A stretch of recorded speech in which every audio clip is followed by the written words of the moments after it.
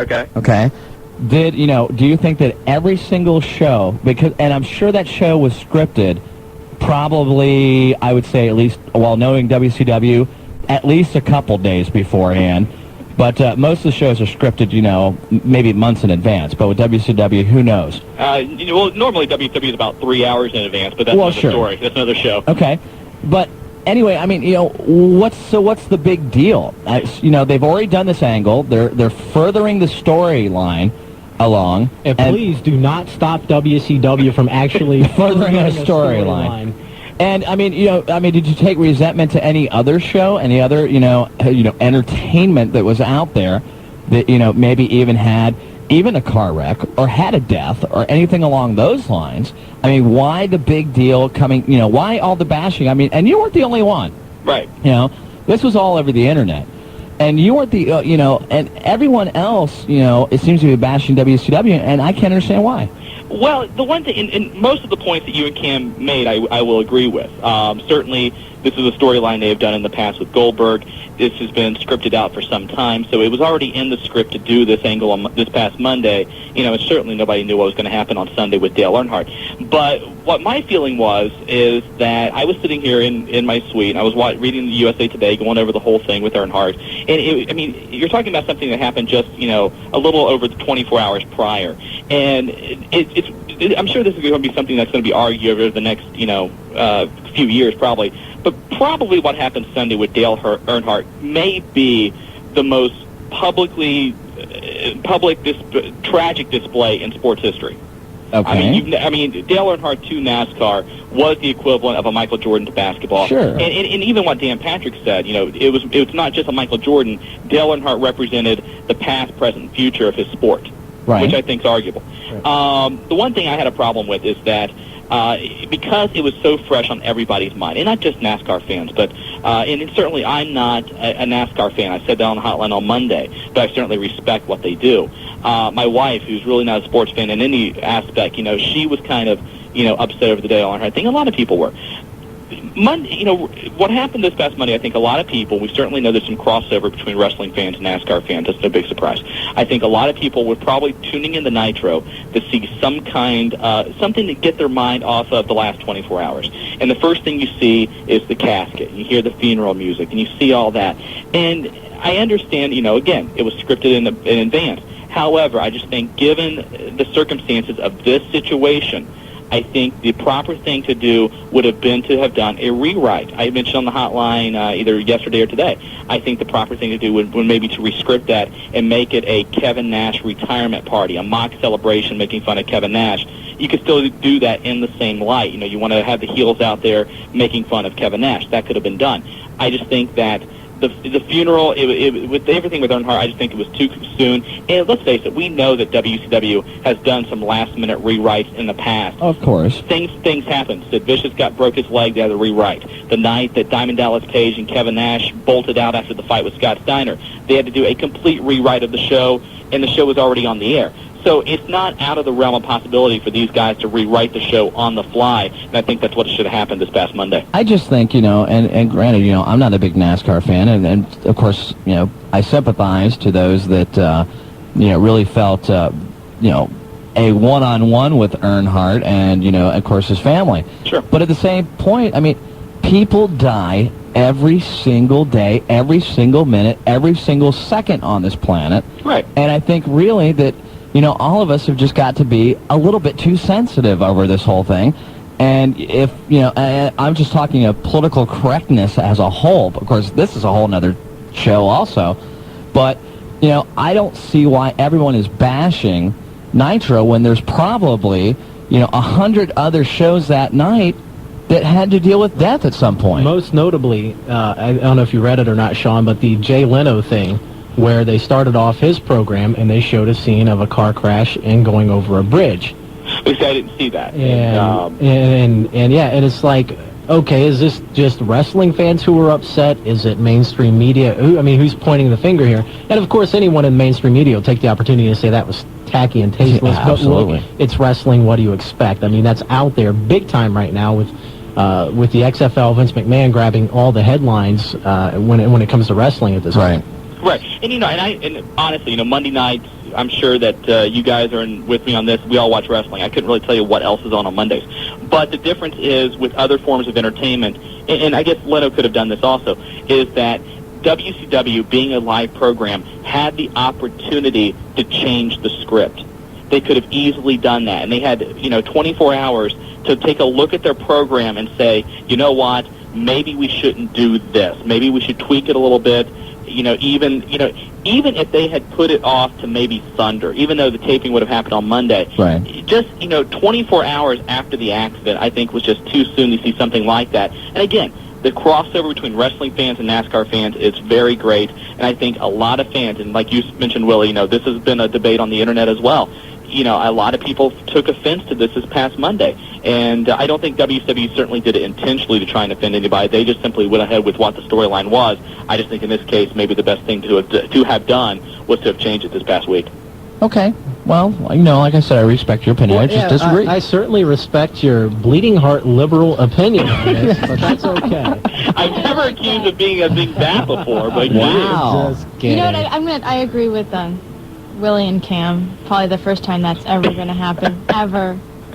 But and I know there's. I just think people are too sensitive. There are a a lot of people that agree with you, though, Shawn. The thing is, though, it's okay. I mean, we're certainly not saying you should not grieve over someone you feel close to. I mean, believe me, if Chipper Jones or even Don Mattingly was some of my idols growing up, and I love. If Richard Simmons died, Cam, you'd be real upset. Yeah, you'd be very upset. And if they took away the Lucky Charms elf, Shawn, I know you'd be crushed. But we all have. I'd be having a job. What are you talking about? Yeah, exactly. But everybody has that, and they always feel that closeness to celebrities in their own way, and it's okay to do that. We're not saying it's not okay to do that, but at the same time, I was in Meyer the other day, and I saw the Dale Earnhardt cutout. He was promoting some potato chips, sure, and they have a cutout there or something like that, and I didn't expect Meyer to come out and take that down, right? But again, I mean, I guess, like I said, people are going to disagree on it, but I just don't. Well, I'm not saying I felt bad for the Earnhardt family and certainly the NASCAR fans and everything. You're not saying you felt bad for them. Wait a minute. What a jerk.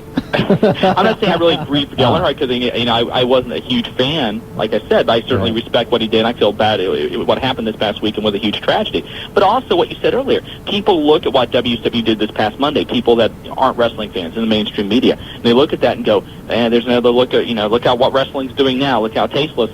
And there's more reasons than just for that, for them, I think, for WCW maybe to change that. And part of that is the mainstream perception. See, I think wrestling fans should actually be more upset at the rest of the show that Nitro put on, exactly. Not just the funeral. Why focus on that? Right. Look at the whole thing. That's no secret. We talk about it every week. WCW has a lot of problems. The one thing now, and I apologize, I didn't get to listen to the news updates. I don't know if you guys mentioned this or not, is the number of ECW talent now that looks like are going to be going into WCW. Yeah, we already did this part. But sorry. but the thing is, though, if the talent can be used properly, we know that they can perform. And there's another point that Dave Scheer from OneWrestling.com made the other day is you think back to 5 or 6 years ago when WCW started trimming off their roster and they let go Mick Foley and they let go Steve Austin and Vince McMahon was able to do some great things with them. Obviously, you hope that maybe some of the guys that could be losing their job with the WWF, we know that Midian is gone. You got to think that guys like D'Lo Brown and the developmental guys and some of the lower the mid card level guys, some of those guys are certainly in trouble. Hopefully, Billy Gunn. Billy Gunn, I think. Billy Gunn is in the biggest trouble as anybody. If the Big Show continues to have problems, I think that could be somebody that could be let go. Tiger Ali Singh, I think, is on the chopping block. Yeah, I mean, there's a lot of guys in there that need to be, I would be really worried. And hopefully you got to think that if those guys do get released, that maybe they can go to WCW and, be revitalized and maybe take their career to the next level. The thing is, as much as we bash WCW, we do not want to see WCW suffer. We don't want to see them down. We want to see 2, even 3 if ECW can get back on top. Absolutely. 3 viable promotions. It's good for the business. It's good for the workers. It's good for the fans. And I think that hopefully, let's give Eric Bischoff the benefit of the doubt. The deal should be finalized here, in about 2 weeks or so. And, are they going to shut down? We'll have to wait and see. But hopefully that May pay-per-view is the one everybody's focusing on to be really the rebirth of WCW. So until that May pay-per-view comes around, I think we just need to kind of stay the course and be optimistic, and hopefully in May we'll see some good things again out of World Championship Wrestling. Hey, look, that's our cue. Julia's right on it. We're out of time, and Shawn, enjoy yourself up in Chicago. I certainly will, guys. Have a great show. I know you'll do a good job, and Willie, don't let Cam, diminish the show too much. All right, I'll try not to. And I'll try not to diminish the show too much. I appreciate that, guys. Have a good night. Thanks, you too. All right, we're going to take a break, and we'll be right back. 457-106.5. Why do I keep saying that? 457-106.5. I keep wanting to put the point in there. There's no point on the phone. I realize that. Okay. And there's no point on the wrestling, guys, here at 106.5 Buckeye Country. Jamie, come back to the Wrestling Guys radio show. Willie F. with you. Cam the Man Collins is also here, and we've got a lot of things we can really talk about now coming off that. Oh, yeah. I mean, there's a couple things I do want to get into. I want to send our wishes out to the Wrecker. Most of you know him at the Wrecker. We got a report that he had what appears to be a mild heart attack. Hopefully we'll get some clarification on that. And yeah, if Big Daddy Raj Cox is out there, somebody, from UCW gives a call. It's kind of a sudden announcement, and unfortunately, even though, I've worked with UCW, right. I didn't get a lot of information on this, so, absolutely somebody give us a call and update us. Right, most definitely. Also did hear Les Thatcher gave me a phone call today and told me that the tickets for the next Grand Victoria Casino show, which will feature Kane, WWF Superstar Kane, versus Leviathan, who's one of the, actually under the WWF developmental deal from OVW. Those tickets are on sale now. That is actually March 16th, that Friday night at the casino. If you haven't been out to one of those shows, they are actually a very good time. Tickets are on sale. You can pick them up right at the school, I guess. And for more details, call 513-771-1650. And one thing that I know you guys were talking during the break, and I think really needs to be brought up too. Let's remember when Owen Hart died. Mm-hmm. Okay, and let's remember how everyone thought, hey, that's a big tragedy. The sport should be, sport should be abolished now. Yeah, it should be gone. There's no point. Okay, there's absolutely no one coming out and saying anything about NASCAR going. And the big distinguishing factor there is, as Julie and I were talking, Owen Hart died before his match ever started. He wasn't in action, so to speak. Exactly. It was not the result of what he was doing. You're right. And, when you're traveling at 185 miles an hour and you hit a wall that is designed to stop you from going into the crowd and killing countless people there, sure, then obviously you should expect some level of risk. And the drivers know that. That's what all of the drivers are saying. They all know that when they do this. And it's not to minimize anything that these guys do. It is a competitive sport. These guys take it very seriously. The fans do as well. But the comparisons, the comparisons come out now about when Owen Hart died and how everything was treated. And, Dale Earnhardt's son is going to race next Sunday. Mm-hmm. Nobody criticizes him for that. Bret Hart didn't wrestle for a long time after Owen Hart died. Yes, the show went on. They did Monday Night Raw the next night. They canceled the rest of the week's shows. NASCAR is going to move on and not miss a beat. Exactly. And nobody is being criticized there. I don't think they should be. I don't think they should be criticized, but wrestling, I don't think should have been criticized. Because at the same time, it's really,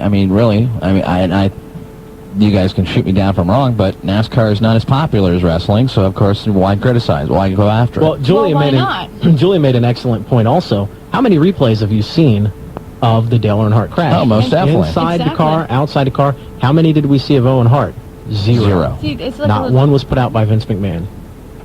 I just, being a new wrestling fan and just now have gotten really into it, right, I don't see why they were ever criticized for what they did. I think they handled it better than the way the NASCAR thing is, because how many times he died in that car? Right, and why exactly. do they keep showing to it? Show the car, why do they keep doing that? To show the car sitting there in the midfield area, I guess, wherever it was sitting at the end, you could see a figure in the car.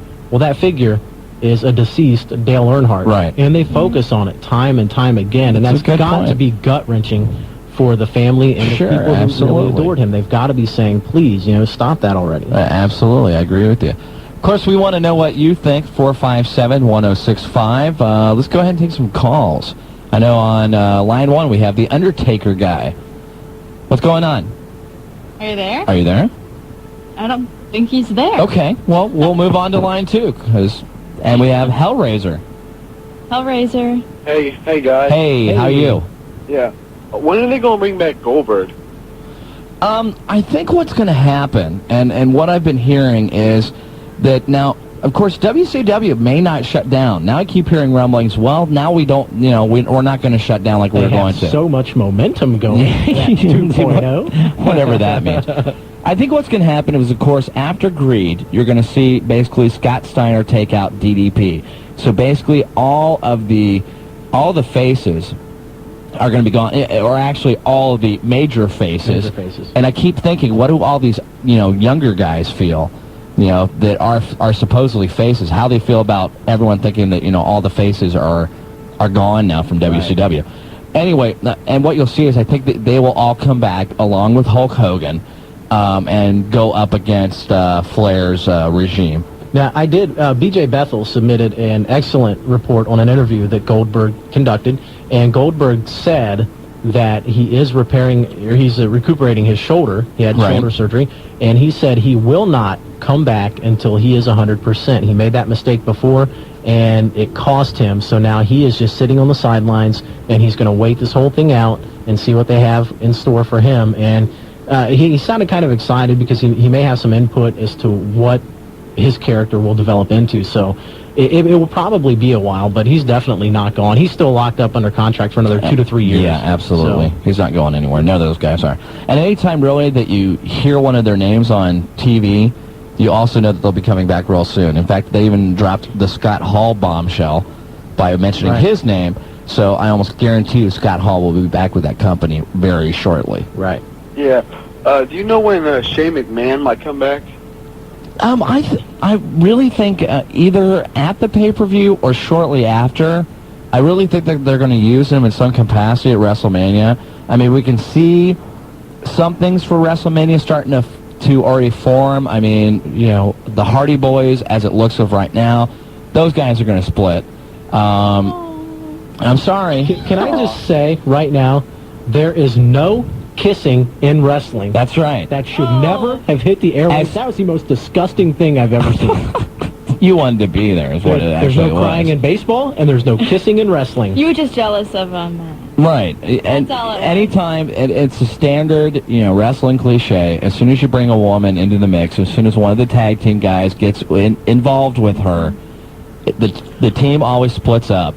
And I'm not going to say how I know, but all I can say is, something's going to happen here very shortly that's going to cause them to split. Okay. Yeah. Okay. That's all I have. All right. Thanks, Hellraiser. Thanks. All right. Line 3, we have Sam Wise, and hopefully he's calling about the record situation, I hope. What's up, guys? Hey, what's up, Sam? How are you? I'm good. I heard you guys give a little shout-out to the record a little bit earlier. Yeah. I talked to him. He is in the hospital. He's over at Miami Valley Hospital, and from what we understand, he's waiting on the doctors to come back and let us know what the test results are. But there's a good chance that he might have suffered a mild heart attack. Okay. Well, but he's in good spirits, though. Great. That's good to hear. And I'm sure he's listening. If he's got nothing else to do at the hospital, he's got to be listening, right? Oh, of course. Everybody listens to the wrestling guys, right? I like that you plug here. Yeah, Wrecker actually had an outstanding match last Thursday against Chris Hero. One of the highlights of the night. I was talking about Dayton Ohio probably on the 24th, which used to be on the 24th. I believe I've been watching that for a while. And he's in the hospital. Take one thing at a time. But if everybody knows the Wrecker, he's a very determined person and a hard-headed at times. So, but like I said, he's in good spirits, and I'm sure he thanks everybody that sends any condolences. Well, not condolences. Yeah, please, not that. Come on. But sends any good wishes out to him. Well, Sam, we appreciate the update on that. And of course, our wishes are definitely out with the Wrecker. I got one question. Yeah. Okay. Now we talked about the Wrecker a little bit. How did Cam Collins want a Bronco Buster from Francine? That's what I want to know too. I don't know if you guys have talked about it or not. He's been smiling the entire time that's in here. I think he's been smiling ever since Thursday. I just can't get over the fact that I got beat up by a girl. I'm having some tough time with that. She's a tough lady. She's not an ordinary woman. I was scared of her last week. I thought she was going to come through, on the other side of the console and just, beat the crap out of me. I kind of explained a little bit to her about the wrestling guys, and what was going on there. But, yeah, she was a little hot with you, Willie. She was. But I'll have to say, and after the show and also, the next 2 days, she is actually a wonderful person to be around. In fact, all those guys are actually, well, I don't want to call her a guy now. She's going to get wind of that now. She is. She was talking about booking herself to come in at least once a month to do our live video call-in. She said she had so much fun. Oh, that's great. She wants to come in and do the show every week. Yeah, all those guys, Tommy Dreamer, Francine, New Jack, Belvis, Rhino, all of them. Let me make a correction here. It's Belvis. That's what I said, Belvis. Belvis. I always call him Belvis. All right, Belvis. Yeah, I do too. They were all very accommodating to the guys, to the fans, and really couldn't ask for a better locker room environment. I do want to pass on one story about Tommy Dreamer, and this actually, really touched me. But this was actually at the Wilmington show, and here's the innovator of violence, a very tough guy, in the ring. And at the very end of the match, I mean, he basically, let people come into the ring. There was one gentleman, he was a physically challenged individual with a cane who could, barely walk, was having a hard time walking. And Tommy just, caught him out of the corner of his eye and said, you are a champion already. I'm coming down to you. Went down to that gentleman, took the shirt, the ECW shirt off of his back, and gave it to the guy. And I was just like, that is the kind of thing that makes these guys so special. Now, see, I was physically challenged after the match Thursday, and he didn't do that for me. Yeah, but I think you were challenged in the other way. Right. You were challenged because you couldn't stand up then after that. Tommy and all those guys that really enjoyed being here in Dayton. They appreciated all the fans coming out. UCW appreciates all the fans coming out. And hopefully look forward to the future of some more exciting shows just like that one. That sounds great. And Sam, keep us posted on how the record's doing, okay? Thanks a lot, Sam. It'll be Big Daddy Rod's concert. All right. I think he's at the hospital probably with the record right now listening to the wrestling guys. Okay, give him our best, too. Definitely. All right, we're going to go to a break right now. We'll be back. More of your phone calls, 457-1065. You're listening to The Wrestling Guys. Welcome back to The Wrestling Guys. Willie F. alongside of Cam the Man Collins and Shawn Stidham taking a much-needed vacation to Chi-Town. He's up in Chicago, tooling around, trying to... Chi-Town. That's what they call it. Chi-Town, Chicago. City. You've never heard it called Chi-Town? Chi-Town Heat. Starcade. Absolutely, see? You need to know your wrestling. That's right, Starcade. That's what I've never heard of. Was it 85 or 86? It was like 86, I think. Chi-Town Heat. Chi-Town Heat, yeah. Chi-Town. Sean's up there. He's following limos, trying to get a glimpse of somebody important. He probably just heard there are better wrestling action figures in Chicago. Some hard to find. I didn't say that. No, you said that. I said that. Okay. Okay, I said that. Let's go back to the phones. One of our favorite callers, actually, because, he's kind of a celebrity in his own right. BJ Bethel is on line 4. What? You forgot what line he was on? I'm sorry. Is he on now? Yes, he's on now. All right, BJ. What's going on, my brother? Not much, guys. How's it going? Very good. How are you? I'm doing pretty good. Okay, you guys were talking about NASCAR in the Owen Hart incident a little bit earlier. Yeah. Yes. I happen to be a big-time NASCAR fan. Okay. I'm going to explain some things. BJ's going to kick our ass, Willie. Watch out. Yeah. I'm 5'11" and 150 pounds soaking wet. I'm not kicking anybody down. But, by the way, Cam, I had a great time at the UCW show last week. Great, thank you. First time I've been to one. I was very pleasantly surprised. It was good to see you out there. All right, but you are the most downloaded superstar on the internet right now, I think. Wow. I saw all of your more than Trish. I read all of your interviews out there at One Wrestling and all that, and checked out the site, and you're everywhere. Yeah, well, thank you very much. I kind of get everywhere. I got my own unique way of getting my name out. Being highly copied right now by many other internet reporters. Well, hey, as long as it's legal and you're not spending any time in jail for getting your name out, that's fine. BJ should write a book, How to Get Myself Over. Just put that out to everybody.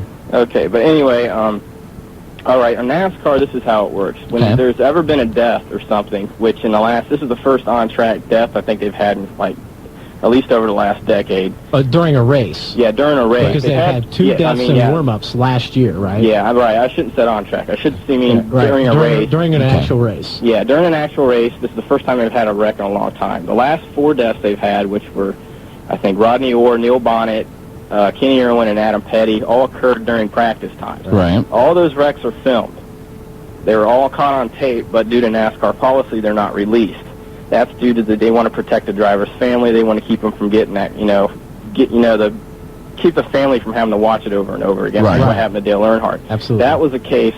I think the case Sunday was it happened during the final lap, which is why the race wasn't stopped because it was already over. Sure. I understand that, and I wouldn't even... Well, there's been situations before where they've red flag races and stopped them because of serious accidents. Right. I mean, earlier in that race, they had a red flag because they had an 18-car pileup. Right. It was a lot more horrifying than what happened, during the Dale Earnhardt wreck. But anyway, they've stopped races before because the guys have gotten killed.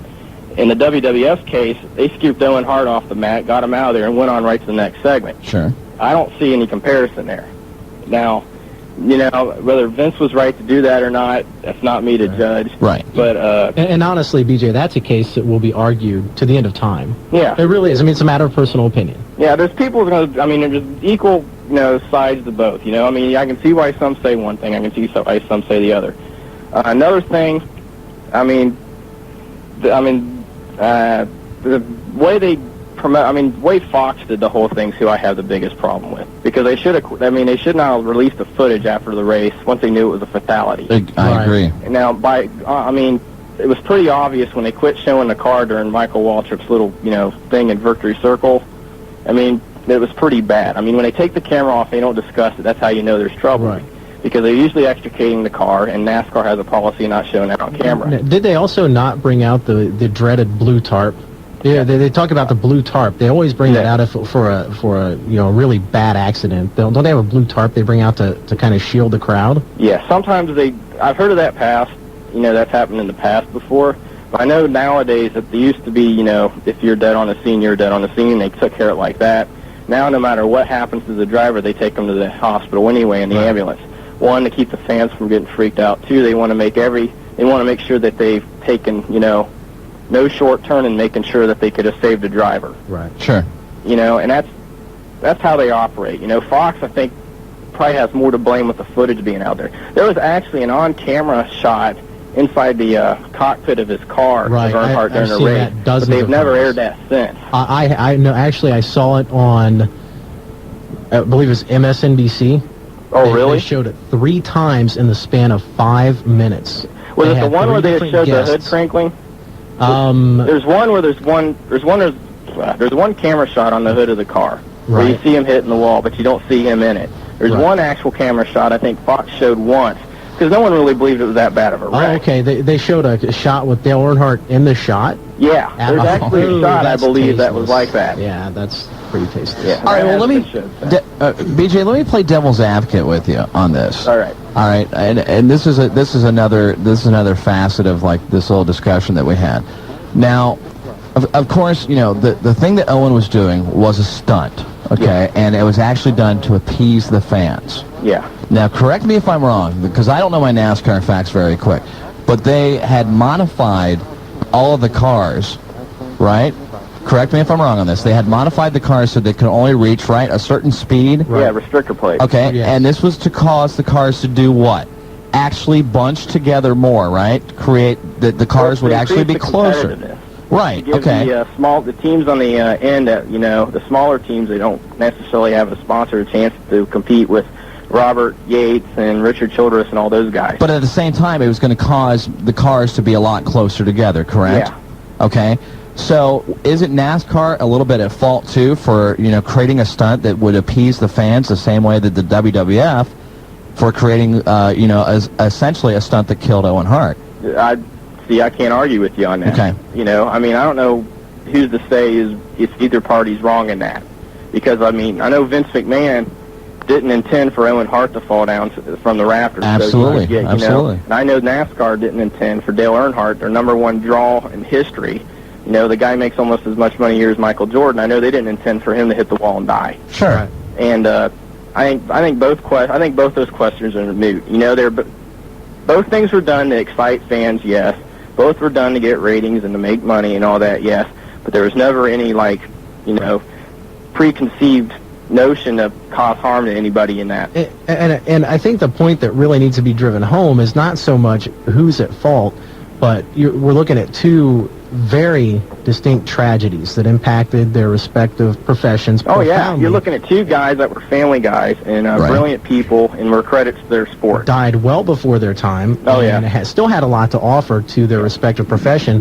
But what we have is a situation where one organization is not criticized, another one is. I guess our point is the WWF, I don't think, really should have been criticized as heavily as they were, and they certainly shouldn't have been calling for an end to the sport, investigations and whatnot. When you have NASCAR, with the situations that exist around it, it's an accident. Why can't we just accept it as an accident and move on? I've actually heard some things where people have called for the abolishment of NASCAR.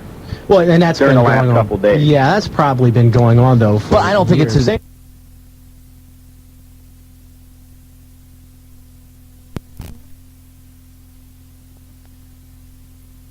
And you got to see who the more talented guys were, who the guys that had a feeling for the business were at the Cincinnati Gardens. I agree with you 100%. I mean, and that's another thing that I'm missing, nowadays are those times. Gary, we got to get going. Once again, I appreciate it so much. Absolutely, it's been a pleasure. And go ahead, we've plugged bodyslams.com. Where else can the people pick up your book? Well, right now we're working on distribution so that people will be able to get it in every bookstore. And in fact, we're going to be doing a tour, and we hope to come through your area this summer. And I'd love to join you guys in the studio. Yeah, Shawn talked about that. He told me, and I think it's a great idea. Do a book signing. But the alternate way of ordering the book, other than bodyslams.com, is a toll-free telephone number. It's 1-866-BODY-SLAMS. 866-BODY-SLAMS, and you can order Body Slams, and you can also order my script, Fall for the Dream. Sounds great. Great, Gary. I highly recommend this book and highly recommend everyone to check out that website, too. Gary, it's been a pleasure. Thank you once again. Thanks, guys. I look forward to seeing you in the summer. All right, Thanks, take care. Gary. Appreciate it. All right, Julia, I guess let's go to a break. She's already got it ready, and we'll be back. And don't forget, you can call us, of course, 457-1065. We are the Wrestling Guys on Buckeye Country 106.5. Back here on the Wrestling Guys, this is Willie F. along with Cam the Man Collins, and once again, thanks to Gary Michael Capetta. I can keep asking him stuff like for hours. If you look at his background, it's like if you put all the people in a room that he has worked with, there's everybody. I mean, absolutely. It would be a large room, but I mean, I'm just saying, you name it, you name the person, and he's worked with them. I highly recommend. Impressive career span. Highly recommend his website. Highly recommend that book. Go ahead and give out that number again. You have it written down there. 1-866-BODY-SLAMS, and it is a toll-free number, or you can hit him online at bodyslams.com. Outstanding website. Most definitely. And you had some information on Brian Adams that you wanted to get to. Brian Adams, one thing I did want to mention, Brian Adams was taken to the hospital yesterday actually he was crushed under a bad gimmick. Just kidding. It was an emergency appendectomy, apparently. He is doing okay. He's canceled his WCW Live appearance tonight. Oh, well, gosh darn. Tony Schiavone will be on there, which means it'll suck. So there we go. It'll still suck. So if you were they're not going to listen to that anyway. No, they're listening to us right now. Absolutely. So Brian Adams is doing a little bit. He's doing well, though, apparently. Good. Recovering well. All right, well, hopefully he gets better. Now, let's go back to the phone line. So we got line one. We have Andy. Andy, what's going on? Hey, how you doing? All right, Andy. Andy, you get it in every single week. I don't know how you do it, but somehow you know why? How's that? Because he is the 2000 Unified Championship Wrestling Hotline Caller of the Year. Oh, so you had to bring that up. Thanks. Andy's got some heat with us because he didn't get Hotline Caller of the Year. But we didn't have Hotline Caller. Andy, you're calling from a cell phone outside the studio, aren't you? You're waiting on Willie, and you're going to beat him down. Just going to grab all the China books that I have. Yeah. Go ahead, Andy. What's going on, man? First off, I wanted to plug a website. Go to pinfalls.com for all your wrestling news and results, and tell them Andy sent you. What was it again? Pinfalls.com? Yeah. Okay. And I just want to give props to BJ Bethel because he really knows what he's talking about, and I wanted to argue a few points on that. Sure. First, you guys have talked about the restrictor plates. Being a bigger NASCAR fan than I am a wrestling fan, I know a little bit about this, but the restrictor plates were actually put on the cars because there was an accident, and the car got into the fence, and it was because a part of the engine fell off. Okay. So they had to do that to slow the cars down, so that wasn't for a fan standpoint, that was for safety also. Well, no, I kept hearing even people in NASCAR coming out and saying, well, they did it for a fan standpoint to make it more exciting. Well, they changed the restrictor plates, what they did. Okay. But the actual original was for safety. And then, as far as them showing it on TV so much, the accident, ESPN had NASCAR rights for the past 20 years, and you really didn't see the accidents after they happened. And now, Fox has the rights to NASCAR this year, and, right. It's one of those deals where you see it now, and so I'm kind of more blaming Fox for that than anything, because they let that slip out. Right, which is what PJ said. Right, well, you can blame Fox for a certain point, but I think also NASCAR still has a responsibility to authorize which footage that they show. If I remember right, I mean, NASCAR can, it's like Major League Baseball, okay?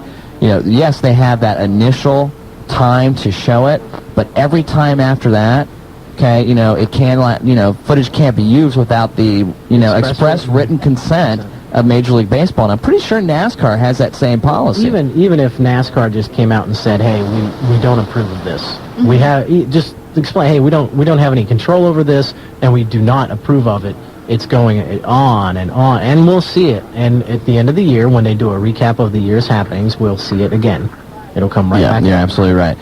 Andy, thanks a lot for your phone call. Let's go on to line 2. We have Randy from West Carrollton. What's up, Randy? Not much. How you guys doing? Good, thank you. Had a heck of a time at the show Thursday night, and I was lucky enough to get to ref a couple of the matches, and I had a blast, and looking forward to it again pretty soon. Great.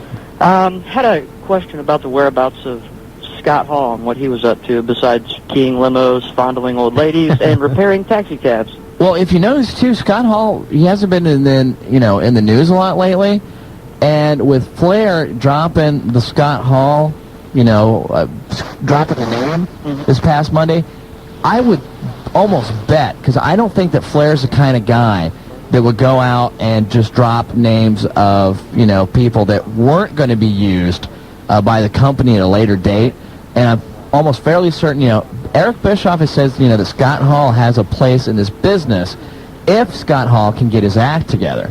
And, so everything is really up to Scott Hall. If Scott Hall can come back and show that he can be, sober for once, I have to agree, too. And you look at also, someone was telling me that, I think it was WCW Worldwide or something this past weekend, actually was showing old clips of the Outsiders in matches. They were showing like a lot of old, WCW footage. Once again, I don't think if you're not going to use those guys, I don't think you're going to put them on TV, and I definitely think that you're not going to, say their name on TV. Now, there has been some speculation, though, that, Flair, the rest of Nitro wasn't seen after he said, Scott Hall and everything. Some people are speculating while he was being punished. I don't see that happening. I think that they just kept him off, TV. Right. I really do think Scott Hall will be a part of WCW when Bischoff takes it over. It'll be an opportune time if they do what they're talking about, and that is shutting down and then starting everything fresh from scratch. No history. They start from scratch. Then you can bring a Scott Hall in and work him in a way that makes him comfortable, and there's not too much pressure. And I really think that they do have to shut down. I mean, I know that they want to, they say they have this momentum, and I think that they're just kidding themselves. But, nobody's really watching it right now anyway. I mean, it's getting a 2.0. But I'll tell you what, if you actually build up and saying, you know what, we're going to present this new WCW Nitro, it's going to be on this date, I guarantee you that first hour is going to be a ratings bonanza. Now, at the same time, you also risk the drawback of that first hour just being absolutely abysmal, and everyone switching to Raw, and no one wanting to watch, the second hour, and then no one wanting to watch after that. It's a chance I think they're going to have to take. I agree. It's I like think they have nothing to do lose. it or not. Yeah, they're drawing ratings now equivalent to WCW Saturday Night. Yeah, exactly. And I think you really, at this point, you have nothing to lose, so why not? Yeah. The sad thing was WCW Saturday Night was actually a lot better put together show than Nitro's been the past couple years. It was. I mean, it's what? I grew up on Saturday Night, and actually, I stopped watching it for a while, and then I kept hearing, because I knew certain people, and in the business that were starting to get basically TV time on Saturday night, so I started watching it, And that show was actually a really good show. Solid workers. I mean, yeah, absolutely. I mean, it was guys that were going out there busting their ass, and really, I mean, you didn't have a lot of the storylines and stuff. I mean, the outer storylines, I mean, everything, that brings the match together. But you had genuine, like we were talking about before, genuine storytelling that was going on in the ring. And you knew what was going on by the way these guys were working. And it was absolutely a joy to watch. And we don't have that now. I just hope that if Scott Hall does come back, that when the new WCW, arrives or premieres or whatever the heck they're calling it this time, but I just hope they don't recycle the old NWO gimmick. I agree. And I hope to God that Hogan is on the booking team. Unfortunately, I think that's where he's going to be, I think he's going to have a big hand in it. I think he's going to have a big hand in it. I don't think they're going to do NWO. I mean, Bischoff's been pretty vocal saying that, he doesn't think, or the NWO has run its course. Right. It ran its course after about 2 years. Yeah, exactly. After 30 people. But at the same time, and even though there's some people that say Bischoff is not really involved in the storylines right now, I mean, essentially, I think what they're doing right now with, the whole Steiner and, and Flair and the new WCW and, we are WCW, it's pretty much just an NWO, wannabe faction anyway. And the thing that killed the NWO anyway, and the thing that really, separated this from anything that could have been anything, was that, they invited absolutely anybody into their little clique. You diluted the power of the faction. I mean, the NWO was strong because it's like these guys were the elite guys, and they were badasses. And then they'd say, hey, Virgil, you want to come and join us? Come on, let's go. Watered down, much too watered down. Absolutely. And then you had that B group and everything else, and it was like, I don't think they're going to do it. I hope that they don't. A couple real quick things, and I'll let you guys go. All right, hurry. We got a break coming up. All right. First off, I want to plug the OCW show on March the 10th. And where's that going to be at? It's going to be in Yellow Springs at the John Bryan Community Center. Okay. And I think I know the real reason Sid is so mad at Johnny Ace. Why is that? Well, can't play softball this year. Oh, there you go. That's probably it. Thanks, Randy, guys. thank you very much. Thanks, All right, and of course your calls after we come back from a break. You are listening to The Wrestling Guys on Buckeye Country 106.5. I travel. Welcome back to The Wrestling Guys radio show. Willie F. with you, along with Cam the Man Collins. And we are taking your calls at 457-1065. Let's go right back to the calls, because you know what? I like talking to the people that listen to this show. Plus, then we know that there's actually people out there. Because they're, listening to you. Oh, I know. I'm surprised we're getting a lot of phone calls. Maybe well, it's a pairing. It's a build-up thing for Temptation Island tonight. That's what it is. It's a big build. It is. It's a big build-up. They're saying, we're going to be enticed by Willie and Cam real quick, and then we're going to go watch, people like trade off. Let's face it, this is enticing. It is enticing. Too enticing is kind of laughable. Well, okay. Have you seen him here lately? Anyway, let's go to Chris, line 1. Chris, you're on with the Wrestling Guys. How you guys doing tonight? Good. How are you doing? Yeah, I just want to ask, this is about that last word of Jim Rome when he had Bret Hart on there. Yeah. Because I caught it tonight, right? And I remember Bret Hart was talking about something, what's his name, asked Bret Hart if, you remember the next night after when Owen Hart died on Monday Night Raw, they had all the wrestlers and they were doing their little interview with him and all that kind of stuff. Sure. Right. And then Bret Hart said something like, oh, no, that was all a setup. Right. Was that true? Well, here are the allegations. Yeah. It's all a perspective thing. If you ask Vince McMahon, he was giving the opportunity to the wrestlers to grieve with the fans that connected with Owen Hart. If you ask the Hart family, when they say it was a setup, what they're really trying to say is it was a ratings ploy, and they manipulated the wrestlers and the wrestling fans all in the name of ratings, which was the same thing that killed Owen Hart, if you ask the Hart family. Right. So when they say it was a setup, they're talking about McMahon manipulating the situation more than anything. Okay. And I got one more question. Sure. Do you think Contai would go from the WWF? No, because you know why? Because I think that Kaientai is getting so over with the fans and with the Indeed, and everyone's trying to catch on with that. I don't think so. I think you're going to see them do some things here in the future. I have heard that the Indeed is becoming the biggest pop at the shows. Yes. I love it. Of everything. I think it's hilarious. the cutest gimmick they could have come up with See, for those exactly. two. So Cute. Cute. Yeah, that's what we need in wrestling. We out need now, cute. Crouching Tiger, Hidden Dragon. Oh, yeah, that saved them, too. Godzilla 2000 that was just out. That saved them. You've got Asian movies coming out big time over here, and the WWF will capitalize on it. Sure. I got Exactly. one more quick question. Sure. More quick question. So is at No Way Out this week? Is that Stephanie match and Trish match a guaranteed match? There's nothing guaranteed in the World Wrestling Federation. No one Vince tomorrow, no one SmackDown. They'll probably make it a match, right? Actually, that is one of the matches that is slated on there. I know that. I think it's the only one that isn't announced tomorrow that may happen is the Hardy Boys versus Rikishi and Haku. I said Fatu. Haiku. You know, those are that's the only one. Everything else is pretty much laid out tomorrow. Right. Because, I mean, if they do have that match on Sunday, I got Stephanie losing because somehow she's going to get screwed by her. I think she's going to get screwed by her own dad if they do have a match. You think? Yes. Well, we'll have to wait and see. Yeah. Or William Regal, one of those two. Yeah, well, yeah, I could see maybe William Regal doing it. Right. Yeah, most definitely. And I think the wrestling fans are getting a little too smart for wrestling because every week on Monday Night Raw, I know what they're going to do. I can just plan it out. I can tell you what they're going to do pretty much. It's just getting so predictable. But I still enjoy it, though. Yeah. Actually, you know what? This is the first week. This is the first week that actually I turned off Raw, like maybe about an hour and 15 minutes into it, because I was actually so bored and going. I could see exactly where this is going. Did you not love Kurt Angle's interview? That was a great interview. I loved when he said, everybody thinks it's set in stone that The Rock is going to take my title. That was a perfect interview. Out there. I thought it was beautiful. I've said all along, you know, that Kurt Angle has a lot of talent, and I think he proved it in that interview. It was absolutely a perfect interview. However, everything else, this is the problem that I'm having with WWF right now.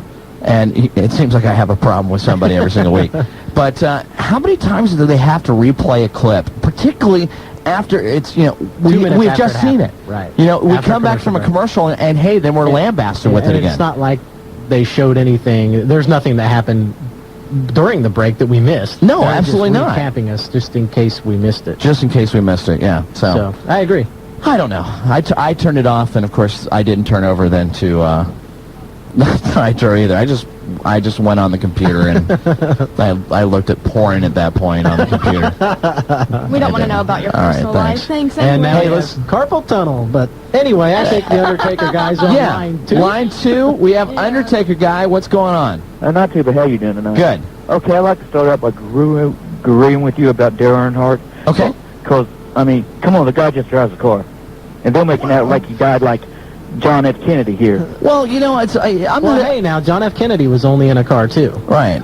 I'm just kidding. That was a tape I couldn't resist. That was real bad. But no, I really don't think, honestly, we shouldn't minimize what those guys do because... Exactly. You know, it is believe it or not, it is a competitive sport. Trust me, you know, I'm the last NASCAR fan. I would claim to be a NASCAR fan.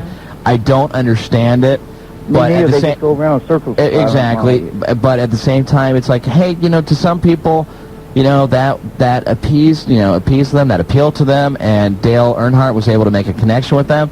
So, you know, I have to... And he was credited with the big NASCAR boom. Absolutely. He led the way. Oh, well, I understand he was the that. Hulk Hogan of... Yeah. To equate it. So, I understand that, but the point I don't understand about how they try and compare his death to Princess Diana. I mean, come on. I mean, that's well, that's a little extreme, but it's actually kind of like us trying to compare it to Owen Hart too. It doesn't really relate. What we're really driving at is just the reaction, the people's reaction, so much, not the impact, right. You know, not the death itself, but the reaction. This will happen with people mourn. But yeah, but at the same time, you know, this is going to happen with everything.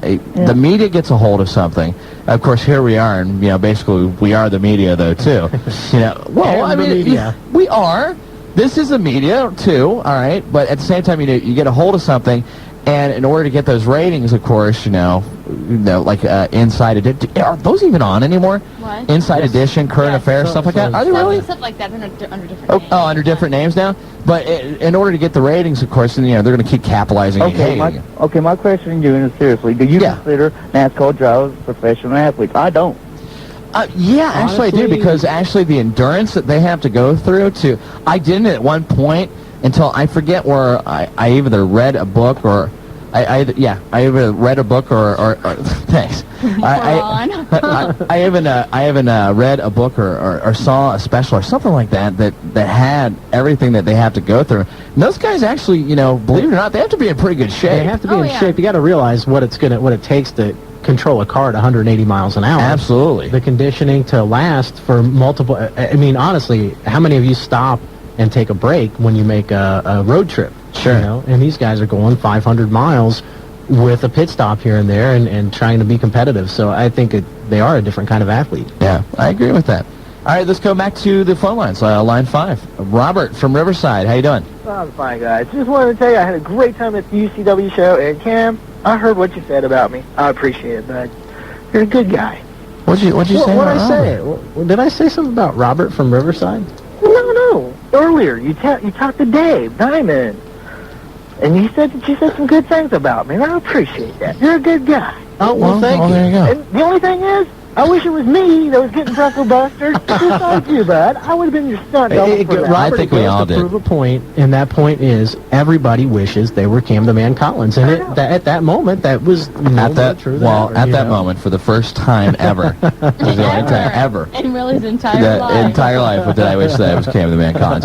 And I just can't wait until the next show comes to town because I'll definitely will be there. Well, of course, and we'll let you know when that's coming. Robert, thank you very much for calling. Tell you what, let's go ahead and recap on the news, touch on the major stories that we talked about, since we're almost out of time. Some of the major things you'll be seeing: Rhino made his debut in a WWF dark match. He defeated Bo Dupp, so you'll be seeing him coming around soon. Brian Adams rushed to the hospital yesterday for an emergency appendectomy. Appears to be doing better from all reports right now. Locally, Aaron Action, also known as the Wrecker, was taken to the hospital and appeared to suffer what appears to be a minor heart attack. Sam Wise was gracious enough to call and update us there, so we want to send our well wishes out to the Wrecker and hope either we will have updates, of course, on either our hotline at we haven't even said the hotline all day. 285-0991. This is what happens 24 hours a day. Well, Shawn is a plugaholic. And I'm not just talking about his hair either. I know. He's a plugaholic. He needs to do that more often. I know, exactly. Yeah. But actually, Cam, go ahead and give out the UCW phone number, too. You can contact the Unified Championship Wrestling Hotline number as 640-2794. No comments. It's nice that is the organization that you work for and you don't know what the number is. What else you got? We have several names floating around that might be applying for jobs at WCW. Names like Simon Diamond and Don Marie talked about could pop up in either organization. Kid Cash apparently is very close to signing a deal, as they are also looking at Blue Meanie and Jasmine St. Clair. And the thing to really remember there is just that they have to wait till ECW gives a full release. Absolutely, and don't forget names that have already been popping up, like Steve Corino. Super Crazy. All these people could be coming to WCW real soon. And the ratings, no surprises. Raw does a 4.8, and Nitro a big 2.0. So both down. Both down. And if people haven't listened to the hotline too, XFL, that's down. A lot of people are saying that this is going to be the last year for XFL. You don't think so? And the you think only reason they're going to finish the year is a favor and out of respect to Dick Ebersol. Right, exactly. So we'll talk about that next week. I don't think so at all. I think everyone's just being too hard on it too fast. You think so? I think you're only 3 weeks in. I like the XFL. I like it too. They're being too hard on it too fast because it's their first year.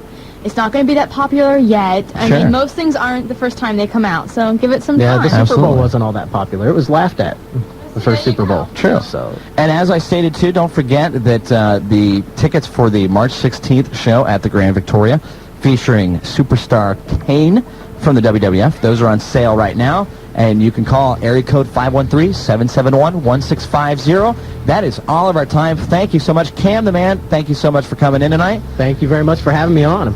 And you have been listening to The Wrestling Guys on Buckeye Country 106.5. Good evening, a terrific Wednesday to you. I am Shawn Stidham, Willie F. in the studio, the Wrestling Guys back on the air. How are you? I'm doing great, actually. Want to thank Cam Collins for holding down my end of the job, as last week I was in Chicago, and appreciate you did that. A great job. And from what I understand, nice interview last week with Gary Michael Capetta. It was very good. It was very good to have him on again, actually. Gary hasn't sent me the other copy of the book I wanted, though. I haven't read that book yet. You know, we got like transcripts they send us, you know, like the media stuff. But, you know, the full-fledged copy, it's always like, give me your address, I'll get it to you. And, there's a new book out, too, that I guess is getting a lot of buzz, and the reason is, well, it's called that, though. It's called, like, Getting Buzz. No, I'm serious, it's called Getting Buzz. It's about wrestling. This guy, and supposedly, you know, everything that I've heard, like, people who have had the book, and they said, oh, it's absolutely amazing. Now, the title of the book is Getting Buzzed. Getting Buzz. Getting Buzz. Yeah, I think that's what, yeah. Oh, so it's not Getting Buzz. It's not like Getting Buzz, the Jake Roberts story. No, it's not that. Or the Road Dogg. It's nothing like that. No. Okay. It's actually, I guess the guy's name is Scott Keys. Okay. And he writes, he writes for the internet, and I guess, you know, from what I've heard is, you know, his stuff is actually very good, but he got a book deal, and he's got it out, and it's supposedly a very fine read. Well, we will get him on. Yeah, that's what we do. Exactly. Major story happening today. If you've not called the Wrestling Guys hotline at 285-0991, you are out of the loop. Out of the loop. Earlier, Julia told me, you know, I never called that hotline. It's like, what the heck is that? So she doesn't know what the story is. She has no idea what the story is. Well, I don't know all the story. Oh, okay. Well, you see, I've heard, like, again, rumors. if you called the Wrestling Guys hotline at 285-0991, you would know the entire story. So how I guess we should let everybody else know what the story is. Yeah, absolutely. The major story happening today is Jerry the King Lawler has quit the World Wrestling Federation in protest over the dismissal of his wife, the cat, Stacey Carter. Now, kind of recap what happened yesterday. About 1, 2 o'clock in the afternoon, they wrap up a production meeting for SmackDown. Jerry leaves to go get some lunch, comes back around 5 o'clock. Jim Ross says, we need to talk. They bring him into the office and say, we have to release Stacey. We have to let the cat go, your wife. And Jerry gets upset. Obviously, Sure. I mean, you can see why. Goes to Vince McMahon and says, hey, Vince, look, you know, if she goes, I go. And Vince said, Jerry, I appreciate that, but that's not going to change our decision. And if that's how you feel, there's the door. That was more like Les Thatcher. I'm not sure actually who that was. Yeah, I don't know either. So Jerry walks out the door. And How stupid. Well, you know what? I want to get into this more. I know after you get through other news, but it's another case of, once again, wrestling and relationships do not mix. Absolutely. It's not just wrestling. I think you can look at corporate America. Well, the whole entertainment business, you know, I mean, look at everyone that has been breaking up lately. Right. Well, this isn't... It's all because of Temptation Island, too. That's what it is. This isn't Jerry and the cat breaking up. This is the relationship costing Jerry Lawler a lot more than maybe just his job. Exactly. And we'll delve into that in a few minutes. But from what we understand today, Jerry the King Lawler now accepting independent bookings. Yeah, he's already got isn't he under a management team. Yes. Well, and we're going to delve into that. We'll delve into that. Oh, okay. We got so much to cover now. We do. You know, it was one of those great days where it's like, you know, yesterday he and I talk, and it's like, you know what you want to cover? Well, we'll do this, and we'll do this. But, you know, nothing really major has hit yet. And what'd you say to me? Just wait, something will. Something will happen. This is all your fault. Mm-hmm. This is all your fault. It's all my fault. Absolutely. So we're going to delve into that, get your comments, and one thing we're going to talk about, you know, Jerry's gone. Who do you think who do you think should replace Jerry Lawler as the color commentator for the World Wrestling Federation? I've got my pick. We have some thoughts, and we'll get yours too as the show goes on. Other news to get into: WWF The Music Volume 5 is going to debut on the Billboard charts at number 2. Really? That's not bad. No, that is not bad at all. Now, is that the highest that one of those CDs has ever come in? That's the highest one of those CDs have ever. I think it's actually the highest peak position. Yeah, number 4, I think, got up to number 7 or that's something what like I thought. that. I thought it was charts. 7. Yeah, but as far as the debut at number 2, that ain't bad. No, that's not bad at all. Ratings are in. Raw this past Monday night did a 5.1. Nitro did a 2.1. So Nitro is still hovering around that 2 mark, which is not making the new the new owners of Fusion very happy. Fusion's a little nervous. Yeah, it's easy to see why. But you know, over the weekend, a couple of things broke out where it looked like maybe that deal was going to be dead in the water, because I guess that, number one, the investors are getting nervous now because of the low ratings that WCW is getting, because Eric Bischoff has had some input over the last month or so since he's been involved, and they're going, well, you know, what are you doing? You know, as soon as you get on board and you start telling people what to do, the ratings start dropping. So that's why you saw Booker T come back this week. It's could be why you see guys like Kevin Nash and Sting and others brought back before they were supposed to. Now it doesn't even look like WCW's going dark. That's what I heard too. I heard actually in April they're looking for buildings right now. Mm-hmm. So, I mean, how does that make you feel? I mean, here you are. you have a building already booked for Nitro. You were told at that point, hey, you know what, we're not going to need your building. And now they're scrounging to try to find buildings again. Well, to show you just how great of a business move that is, you know that they probably had to pay some kind of penalty for canceling the event. I would say so. So they canceled the event. They have to pay the penalty. Now they have to go back and try and get the building again or find another building. So, and they've already canceled their pay-per-view for April, so it's not like they can get that back. The idea of going dark and re-emerging as a new whole WCW, I thought was a great idea. I think it's the best thing they could have done. Absolutely. At least the ratings would have gone through the roof that show, whatever it was. Well, I think what they wanted to do is, somebody, the bean counters there, have said basically they don't want to lose the momentum that they're on. Now, I don't know what momentum that is. That one hitting the brick Obviously, wall over and over. I don't know. Maybe all the guys are getting to the building on time now. Right. That's a big That's what it is. Fine policy, the Brad That's what it was. In, so. But by the way, very interesting interview this month in WCW Magazine with Eric Bischoff, and he talks about a number of issues. He talks about how women will be used in WCW. He says they certainly have a place, just not the way they've been used previously. So that was a big bone of contention everybody's had the last few weeks. So Eric's not going to have any women there.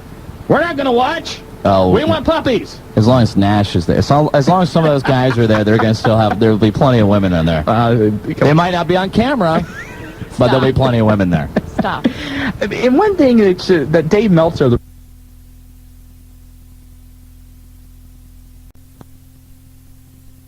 2 weeks, and it's in regards to something about laying out a match with Lex Luger over the last week or so, and apparently something went wrong there, and they deemed it serious enough to suspend AA for 2 weeks. Now, I can't find anybody else that is reporting this, but Meltzer's normally on his game. I mean, was it because the match was bad and Luger just can't work anymore? Well, if that's the case, then you fire the entire WCW booking team of the guy who signed Luger. Exactly. But not really sure why, Meltzer hasn't really given any more details. I called a couple people, and they said, we can't really say, and it's like, okay. All right. So, not really sure why, but that seems a little odd. New York Daily News today, Hulk Hogan appeared in the Rush and Malloy column. I guess that's how you pronounce that. And apparently told them that if he's going to return to wrestling, it would definitely not be with WCW. Which means you'll probably see Hulk Hogan next week. Next week, that's right. That's Hogan speak. Yeah, Hogan tells everybody that. He goes on Bubba the Love Sponge every week and says, I'm going to the WWF, I'm going to be in WrestleMania, I'm going to Japan, I'm going to team with Mike Tyson, blah, blah, I'm going to play bass for Metallica. He does all that stuff on there, and it's just, what the heck did I just do? We have a new clean studio now, which is wonderful. This is very nice. They went in the studio, and they, Febrezed everything. I might even say it's plush. Plush is a good term. Thank you. Plush is a very nice term. It's very plush. Is a very good term. Great Muta, Keith Muto, did an interview yesterday in Japan and said that he is going to try and come up with a new alter ego character instead of the Great Muta, which he's been using since 1989, and that he received an offer in December to go to the World Wrestling Federation, but his contract with WCW does not expire until the summer. Apparently, this is more of the WWF's attempt to try and bolster their light heavyweight division that they want. I think he's going to come back as the Adequate Muta. The Adequate Muta? Yeah. What did he do? He did like a parody of himself, like the Great Zeta. Or something like that, where he wore white makeup and he did something a little different than what he normally does. But the mist was different. Yeah, he actually swallowed the mist. He didn't spray it. He swallowed the mist. Other Japanese news. No, that. Oh, okay. Never mind. Anyway, other Japanese news yesterday also, Antonio Inoki had a press conference where he said that come June 16th or 17th, he has signed pro wrestler Naoya Ogawa to face Mike Tyson in a wrestler versus boxer match. Now, you might remember back in the 70s, it was a huge closed-circuit extravaganza, Inoki versus Ali. Maybe the most boring hour I ever watched in my life. Yeah. Did you see that? Have you ever see that? No. Inoki gets down like a crab. Right. Do you ever, like in elementary school, junior high, you play a crab kickball? Something like that. The crab walk. The crab walk. Okay. Inoki gets down in that position, and all he does for however many rounds it wins. He was trying to kick him. Just kicking at Ali. Yeah, and Ali was climbing up the turnbuckles, right? Because apparently the original idea was they wanted Ali to do the job because they were in Japan. Right. Or I think they were in Japan, and Inoki and Ali said, "No, I'm not doing the job," and Inoki wasn't going to do the job. So they said, okay, it's going to be a shoot. Right. So to avoid getting knocked out, Inoki goes down in a crab position, which was very smart. Sure. Was it boring? Yeah. Anyway, now, after he made this announcement, Mike Tyson's manager came out and said, we don't know anything about facing Ogawa in Japan, and we haven't agreed to do anything. Part of the reason could be that Inoki wants to pay Tyson 5 million yen, which breaks down to about $50,000 here. Tyson gets more than that for like half a round. Exactly. You know, so he's not going to do anything like that. And in the what the hell are they thinking? Mandalay Sports Entertainment. Remember those guys, Jason Hervey, and they were going to buy WCW, and then they dropped out of it. Well, apparently they're going to get into wrestling, but it's going to be via a new music show called MattRats.com. All right. Not Ringrats.com. No, not Ringrats. No. MattRats.com. And what does this entail? MattRats.com is going to be based out of Calgary and use teenagers such as Ted Annis, who is the grandson of Stu Hart, and Harry Smith, who's the son of Davey Boy Smith, and other friends of theirs as the top wrestling stars. It's a weekly television show aimed at teenagers, oh, surprise, with marketing and merchandise. And this will be on cable access when? I don't know. They are estimating they could generate $17.5 million annually in domestic and international licensing fees, and plan to work heavily in the pay-per-view and internet markets. You know what would be much more interesting? If they've got this deal with the Harts, with Stu's grandson and Davey Boy's son, can't we just get, like, on pay-per-view, the Hart family Christmas? our Thanksgiving dinner at the Harts. You know, you got Jim, and you got Davey Boy, who's estranged from Diana, but he's dating Bruce's ex-wife. And you got everyone trying to understand Stu. It'd be a beautiful event. Everybody's poisoning everybody else's Coke, and do they celebrate Thanksgiving in Canada? I don't even think they do, but maybe Christmas. No, they have a Canadian Thanksgiving. Is there a Canadian Thanksgiving? There's a Canadian Thanksgiving. Is there really? Yes. Okay. I'm not up on my Canadian trivia right now. That's okay. So sorry about that. Anyway, when we come back, your phone calls, 457-1065. Who do you think should replace the king in the World Wrestling Federation? We'll talk about that and a whole bunch more. We are the Wrestling Guys. Buckeye Country, 106.5. Hey.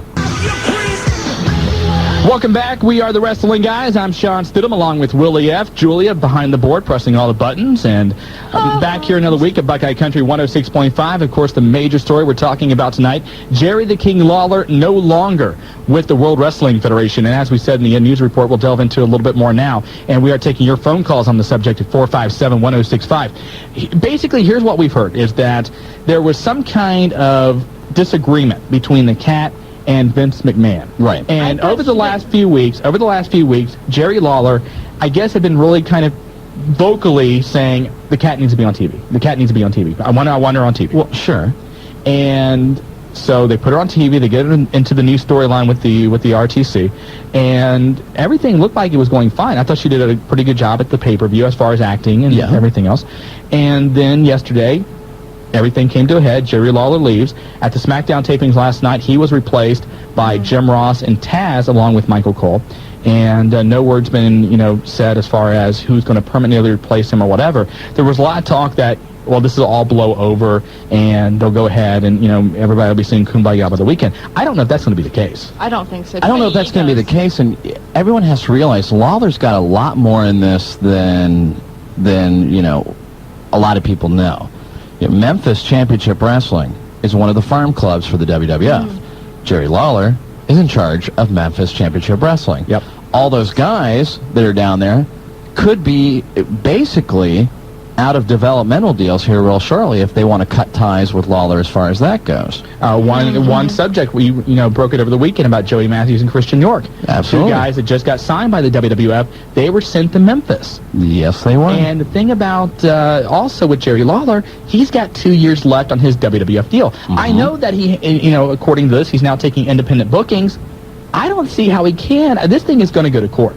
This is probably going to end up in court because he is under contract. He was not fired by the WWF. He quit.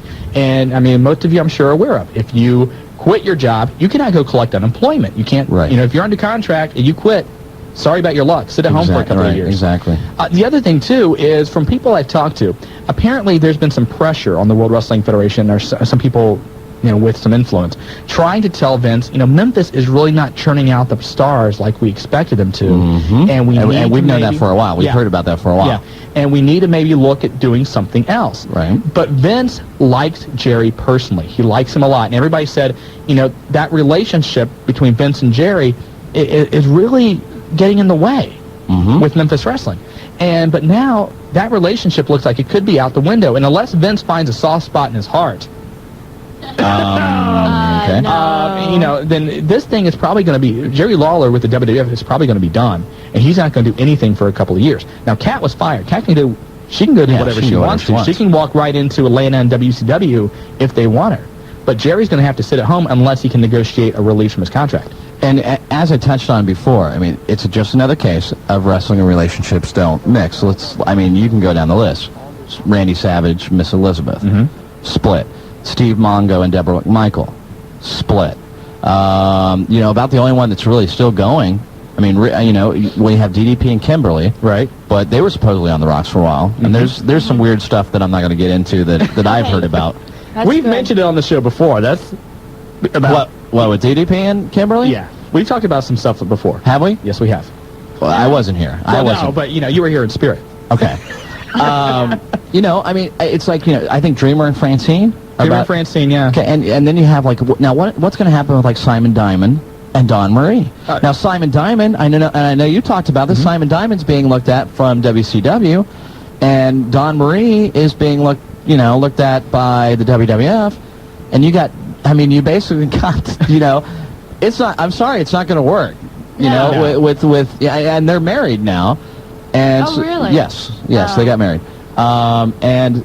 The relationships within wrestling, and there's a part of me that sends kudos out to Lawler, for standing next to his wife. Sure, that was stupid. Now, but at the same time, you have to understand they're still in the honeymoon process. It's only been maybe 6 months since they've been married, something along those lines. They're a common law marriage anyway. So I thought they officially got married now. Did they? Okay. I thought they officially got married. But they've been together. Oh yeah, they've been together forever. Right. So it's but still, the standing, plus he probably doesn't want to see 50% of his money go away at this point anyway. Right. But so how about 100% go away?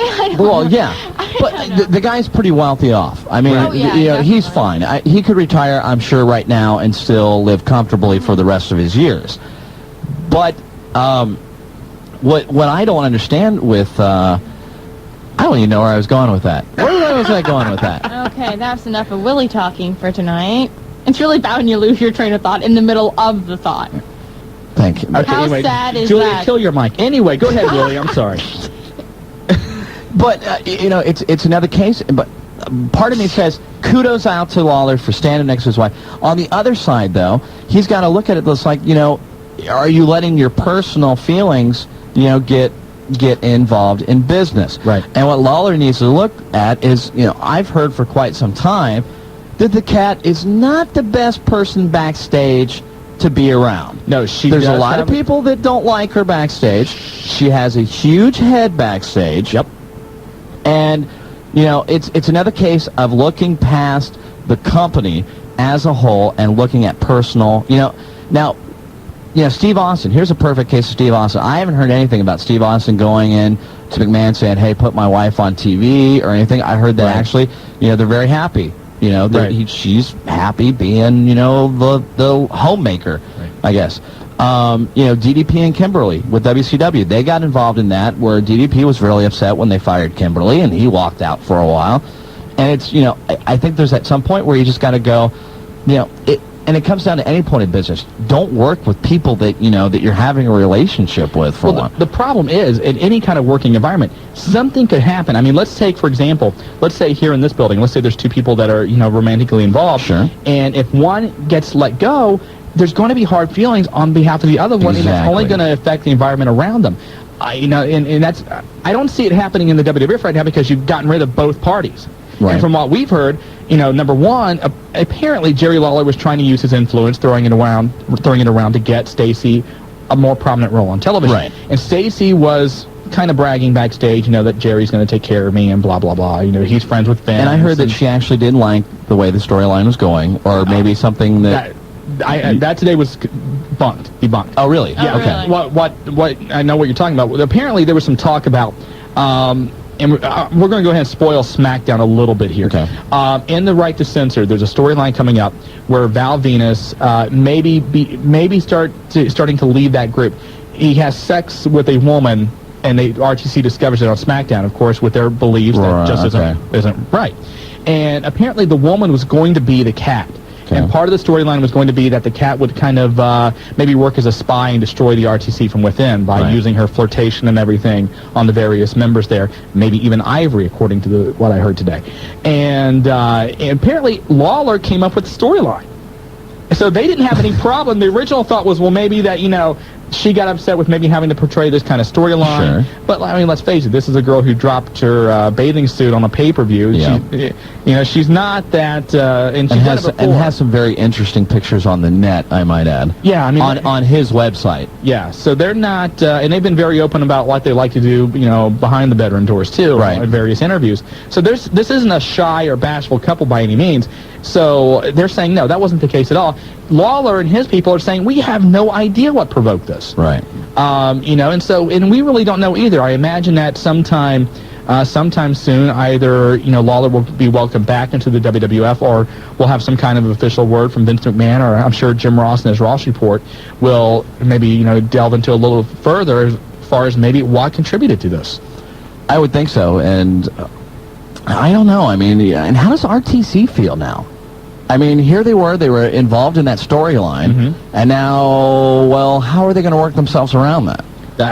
Good question. What we're going to do, we're going to take a break. When we come back, Willie and I both have ideas on who should replace Jerry Lawler, and we want to get your thoughts as well. 457-1065. Julia has a thought, too, but that's only going to take about 5 seconds, trust me. You're listening to The Wrestling Guys. On Buckeye Country, 106.5.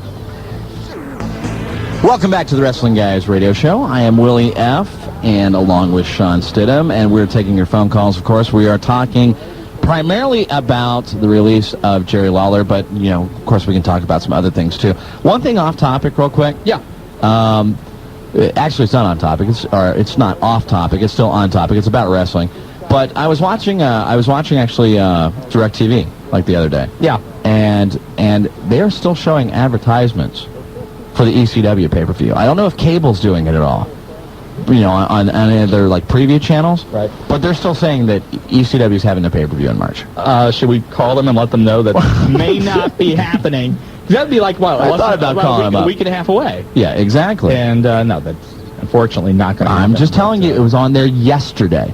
Hey, real quick, BJ Bethel fired us over an email, and if you want to do so, thewrestlingguys@AOL.com. You can send us an email while we're on the air, too.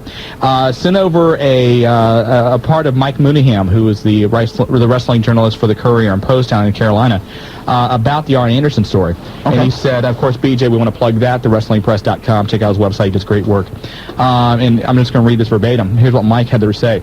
Another disturbing sign out of Atlanta occurred when Arn Anderson, one of the company's most loyal hands, recently was reprimanded and sent home by Eric Bischoff, who held AA responsible for a segment involving Lex Luger and Buff Bagwell. Anderson, who typically is handed the toughest matches on TV each week involving the more high-maintenance performers, was in charge of Luger and Bagwell's match. The two, however, decided to go out and improvise, prompting an angry Bischoff to put the heat on Anderson instead of Luger and Bagwell. That doesn't make any sense. That makes no sense at all. Well, it makes sense to the point where, all right, fine, if they get rid of Arn Anderson, or if they reprimand Arn Anderson, I mean, who cares? Right. All right, unless you're listening to the show, you're not going to hear about it on Nitro. You're not going to hear about it, anywhere else in the WCW magazine. So who cares if they reprimand Arn Anderson? Because no one's really going to know except for, the smarts, right, I guess. The hardcore fans, yeah. Right. So, how could he really reprimand Luger and Bagwell? Well, the thing is, and you know this from being in management, and work. If one of your employees does something wrong or isn't performing up to task, you are ultimately held responsible. But then you are expected to go and get them in line. Exactly. If you suspend Arn Anderson for 2 weeks, then who is supposed to go and get Luger and Bagwell in line. I don't know. Can anyone get Luger and Bagwell in line anyway? I wish somebody would put them in an unemployment line. That's the best line for them. 457-1065. You can talk about Arn Anderson, talk about Jerry the King Lawler. Who do you think should replace him? Let's first go to Centerville and talk to Mr. Biggs. You're on the Wrestling Guys. Hey, guys. How's it going? Good. How are you? Oh, not too bad. My idea for replacement for Jerry Lawler, if we have to do that, I would make 2 teams. I would put Taz with Michael Cole and bring in Bobby Heenan for JR. Taz on SmackDown? Yeah. And then put Bobby Heenan with JR on Raw? And pay-per-views. Okay. Yeah. That's my opinion. I am completely in agreement as far as Bobby Heenan. I think that is the premier choice to make, and that would be my pick. I mean, if I was Vince McMahon, I'd go after Bobby Heenan. Personally, and maybe I'm the only one who feels this way, I don't think Taz is all that great. And I don't know why he's getting, the hype that he's getting, but he hasn't impressed me at all. Taz has done okay. I think that maybe we look for something different out of that position because we're used to the Bobby Heenans and the Jesse Venturas and that type of personality. Taz, I think, appeals more to the younger audience, more of an MTV crowd, which is great out on Heat. And sometimes he brings it over to Raw and to SmackDown. We'll see tomorrow. And sometimes I think it's not what we're used to.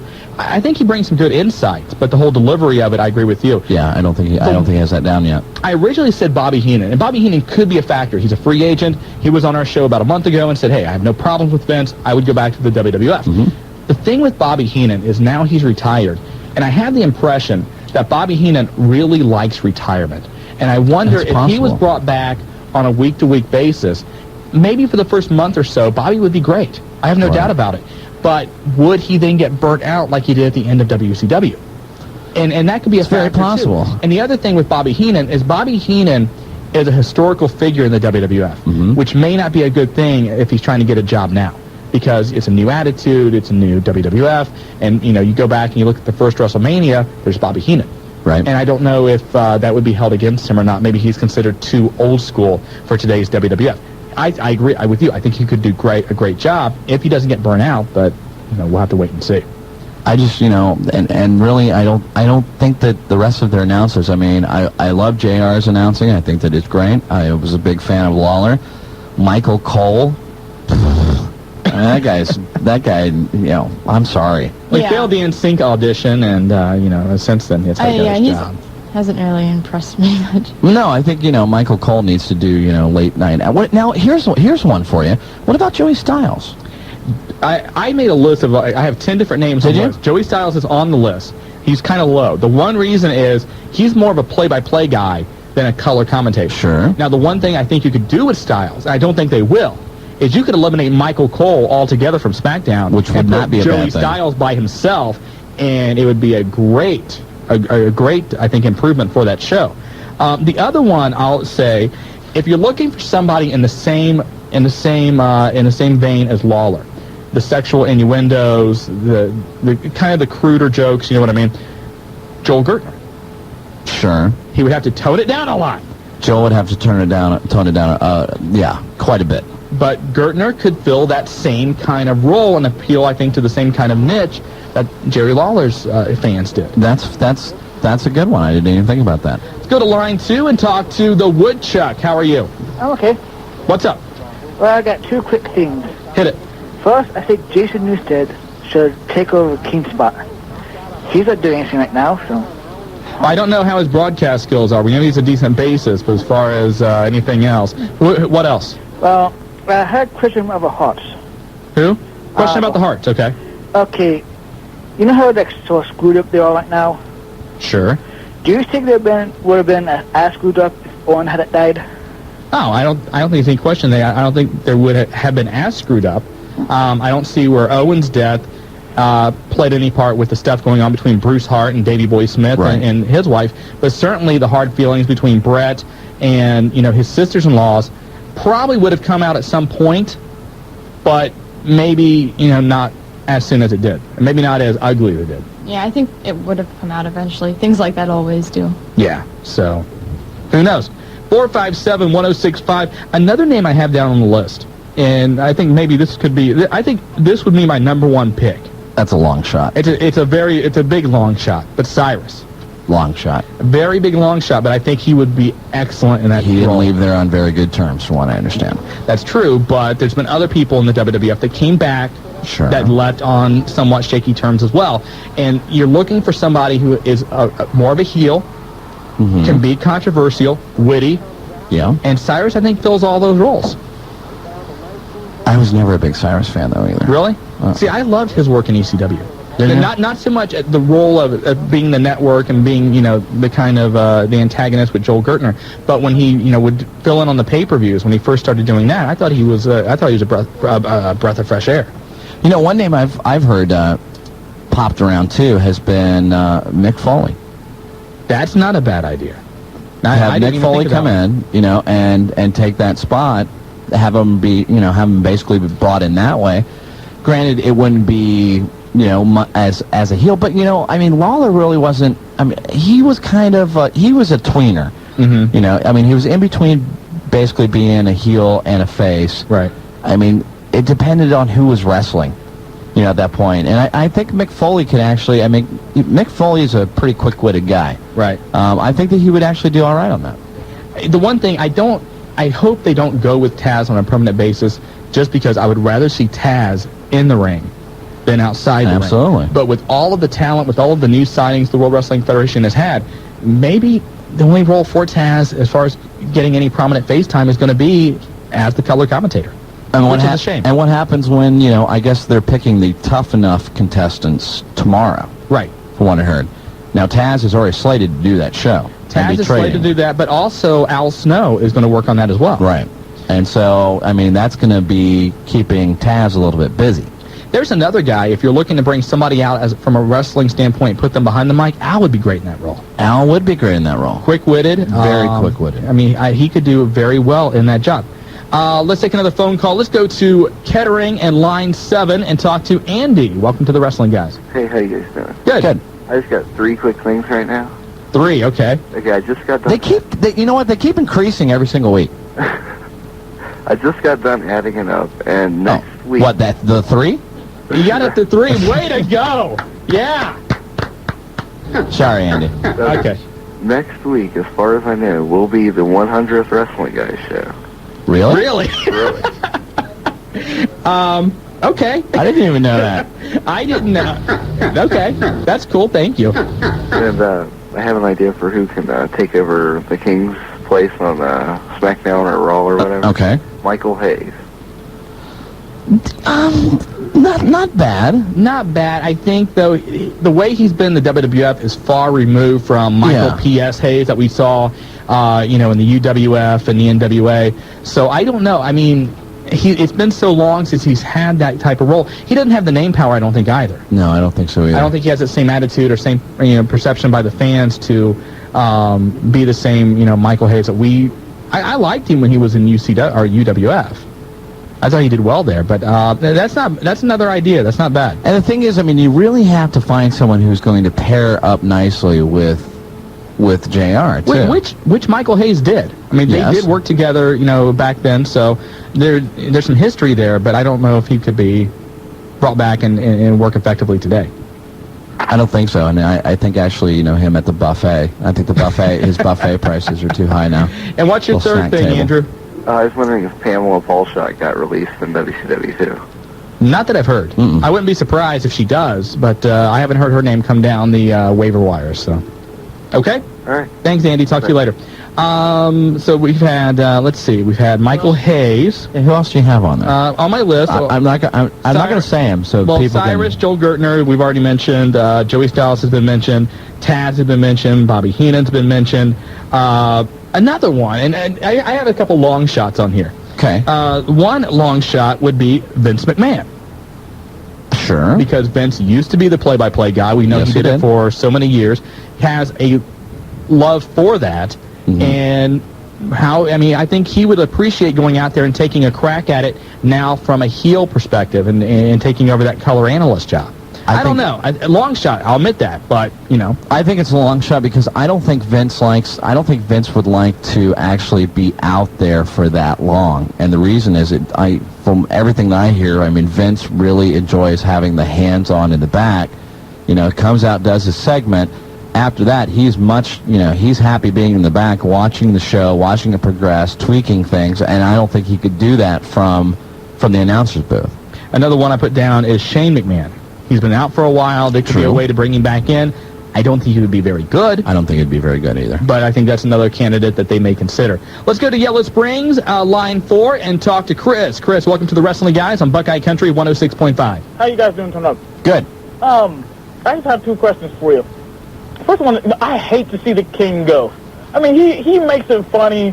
We're not going to hear anything like puppies or anything like that more. One of the main reasons I watch WWF is because of the King. Sure.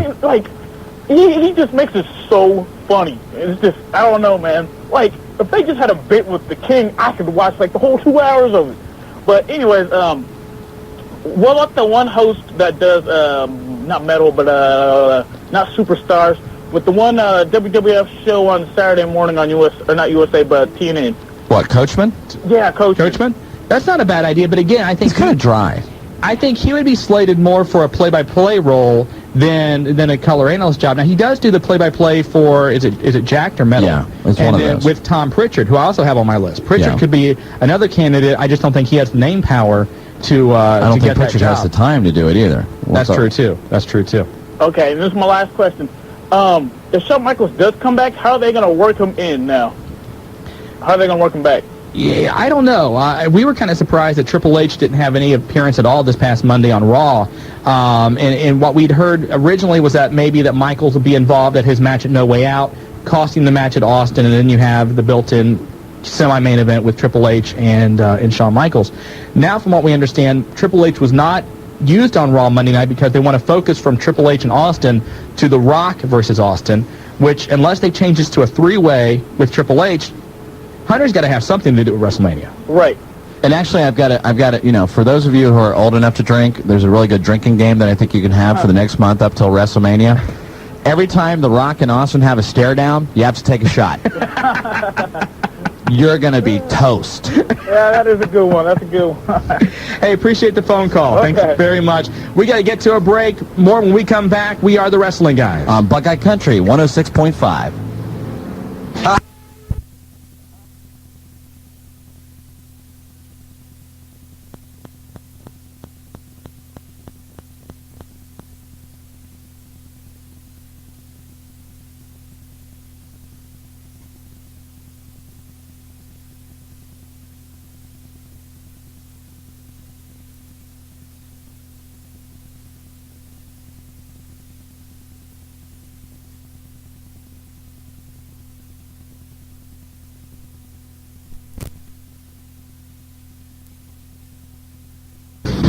Welcome back to the Wrestling Guys at Buckeye Country 106.5. Shawn Stidham, Willie F. here, talking about Jerry the King Lawler quitting the World Wrestling Federation. And we talked to Chris before the break. And what he was saying is, I love watching Jerry Lawler on the programming. I hate to see him gone. We do, too. I'm a big fan of Lawler's. I think that his announcing actually added a lot to the WWF. And here's one thing that I would think that, I think Eric Bischoff has to be chomping at the bit on this one. If he could get a hold of Jerry Lawler and put Jerry Lawler into that announcing team, that would be a absolute huge boost for WCW. But because it'd make the announcing interesting again. But don't you think that with Eric Bischoff now back in power at WCW, that makes the odds of Vince McMahon giving Jerry Lawler a release all the more unlikely? Oh, absolutely. Absolutely. But, I still think at the same point, granted, we don't know what Jerry Lawler's contract says. Now, normally there is a no compete clause and everything else. Right. However, maybe he does have a contract that says, hey, he can go ahead and work for whoever else, or get a buyout or whatever. But still, I would think that we've been around contracts enough that if you quit, you forfeit all rights to a buyout and anything else. We don't know what it says, though. True. It's going to be very interesting to find out. Yeah, it certainly will. Dave Scher from the Daily Lariat at OneWrestling.com had an interesting theory. He said, isn't it kind of odd that both at the pay-per-view and on Monday Night Raw, you had Taz filling in for Jerry Lawler? Because normally in the past, when Jerry Lawler had his matches with Raven or Taz or whoever, he would go back to the announcer's booth. Right. Sunday and Monday, he didn't. They brought out Taz to fill in, so you kind of wonder if maybe they kind of knew in the back of the mind, this may, we're going to release the something was cat. going to happen. It was something that's been brewing for some time. Let's go to line 2 in Kettering and talk to Marcus. You're on the Wrestling Guys. Hey, how you guys doing? Doing well. Hey, this is the first time I heard y'all's show. I find it great and informative. Thank you. Thank you very much. But, the question I have is, I know Goldberg's gone for now. I was wondering, when he comes back, is it true that him and Austin may fight to find out who's the biggest in Titan Sports? There was that all stemmed from a few years ago, where actually they met up at some comic convention. It was a toy convention. Toy convention, yeah. Right? And when they met up, they basically, I guess there was a little bit of words exchanged back and forth. And Goldberg then came on, I believe it was WCW show, their little internet show that they do, and said, that he would like, to fight, Austin somewhere down the road. That was this show. Yeah. Oh, you're right. It was this show. Thank you. Sorry. That's okay. And you let him on the mic. I know. I'm sorry. I'm sorry. I know. You have to understand, there were some times, that I use this, and I'm sure people do it at home, too. I had insomnia. And I would just, kind of That's right okay. out. Anyway. You don't sleep. I know, but I would use this show to fall. Never mind. Oh, stop that. What the hell is that? What? Never mind. Anyway. Yeah, but when will he come back? Well, Goldberg is slated to come back sometime this summer, but he's going back into WCW. He's not gone from there. And he's got a few years left on his deal, so any thought of a Goldberg-Austin match is going to have to wait for a while. Oh, wow. Oh, all right. Okay? All right, thanks. Thank you, Marcus. Appreciate the phone call. First-time listener, listen to the show. First-time caller, there you go, like that. Let's go to line 1, and Mike and Dayton. Welcome to the Wrestling Guys. Mike? Mike got a little nervous. There's a lot of times when people get shy. And that's understandable. And the thing is, we can't bite you through the radio or the phone. Julia may try, but it'll cost you $2.99 a minute. But going back to Jerry the King Lawler, Jerry Lawler, he quit. It's not a case where the WWF let him go, so you really can't be mad at the WWF over this. No, not at all. So, I mean, I think actually Jerry Lawler went into Vince McMahon's office thinking, all right, I'm going to use my stroke here, and I'm going to say, hey, if she goes, I go, and Vince just was like, all right, see ya. You don't challenge Vince McMahon. No, how many people have tried to do that in the past? Rena Mero? Yeah, and all have failed. By the way, Rena's coming back. She's booked on it. She is booked John Tenta, Earthquake. Oh, his thing in Florida? His wrestling school down in Florida. He's got his own wrestling promotion. I'm trying to remember the name. It's either Intense Wrestling or Extreme Wrestling, or he's got some kind of, I'm not sure the title. Anyway, there's a show booked in March. The main event is going to be John Tenta versus Scott Hall. Really? Now, apparently the storyline will be that John Tenta is putting his wrestling school on the line against Scott Hall, which maybe the Scott will win it and turn it into a bartending school. Who knows? That's what I thought. But also, Mark Mero and his wife, Rena, are booked on the card. This will be Mark's first match since his injury in WCW about 6 months ago. But they are scheduled. I don't have the date in front of me, but sometime in March. But Scott Hall coming back to the indie circuit, and Rena Mero is going to join him. Now, why couldn't that relationship have been one of the ones that broke up? Rena Mero and Mark Mero. They deserve each other. Let's go to line 4, and Kid Chuck. Welcome to the Wrestling Guys. Hey, what's up, guys? Not much. How are you? Also, real quick, what you said about Taz being on the air on Sunday and Monday, he was also on SmackDown last Thursday. Yeah, that's true. That's right. Yeah, you're right. Which I thought was weird at the time. But, I think the best thing the WWF could do is get Styles and Cyrus and put them together as, like, at least as the SmackDown announce team. I don't think that they would bring somebody in and do that. I think that they have too many other guys that are there underneath their payroll, like Coachman and Kevin Kelly and Michael Cole, that I don't, there'd be no use for those guys at that point. Right.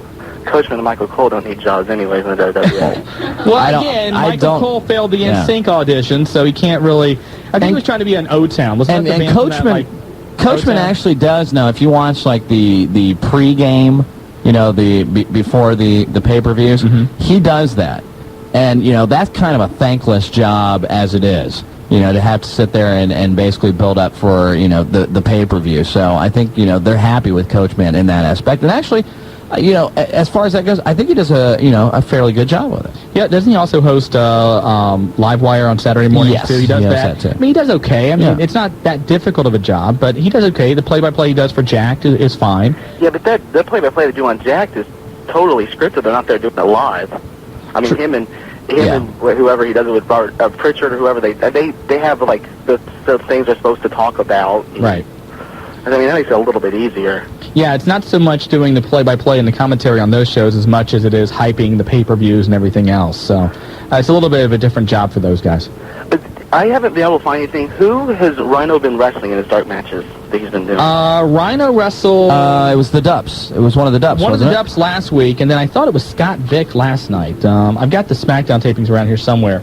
Talk a minute, Willie. Okay, and we need filler. Well, and supposedly Rhino is going to premiere in just a couple weeks. Yeah, he may actually get a spot on WrestleMania, believe it or not. Yeah, here it is. Last night he wrestled another dark match. There was some talk that he was actually going to make his TV debut over these last couple of days, but that didn't happen. But Rhino wrestled Scott Vick, did the job, did his, they had to see, what he did, how can he handle doing the job, and he did it. So, for all, counts and purposes, Rhino looks great. He's lost some weight, and they're ready to go with him. He may undergo a name change.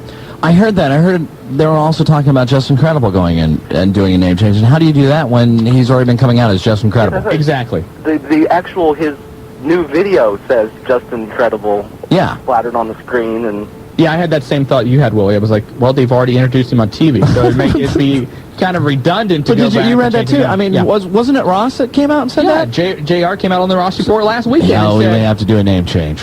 What? And we're going to change Steve Austin's name too. We just doesn't fit with him anymore. The Rattlesnake. Yeah, I talked to somebody today about JR actually. Yeah. And they're wondering. I mean, let's face it, the guy has Bell's palsy. We all know that. You're right. Bell's palsy is brought on by stress. Yes. His last attack came after his mom died. Right. He was doing a lot of travel and everything else. Jim Ross has been extremely busy with the XFL, with the pay-per-views, with Raw, with now did SmackDown. Yeah. Dave Scher brought up the point again. Jim Ross has broadcast, I think it was 10 hours of live play-by-play over a 4-day period from 4 different cities. With that kind of schedule, and plus his other, duties as director of talent relations and dealing with the Jerry Lawler situation and everything else, there are people that are worried about Jim Ross right now. Just saying, hey, you need to cut back and take a break. Well, and unfortunately, I don't think he's going to get one. No. Because, they are going to have to really overuse Jim Ross right now and try to find whoever it is, and those two are going to have to work together extensively. And in fact, I wouldn't be surprised if during this, the off time, if whoever they thought that they were going to put with Jim or with JR, if they didn't have them get together, maybe pull out an old tape and have them do play-by-play over top of that tape just to see what the mix was like. Right. And with Jim Ross also, the guy, I'm trying to think back, when's the last time Jim Ross took a week off?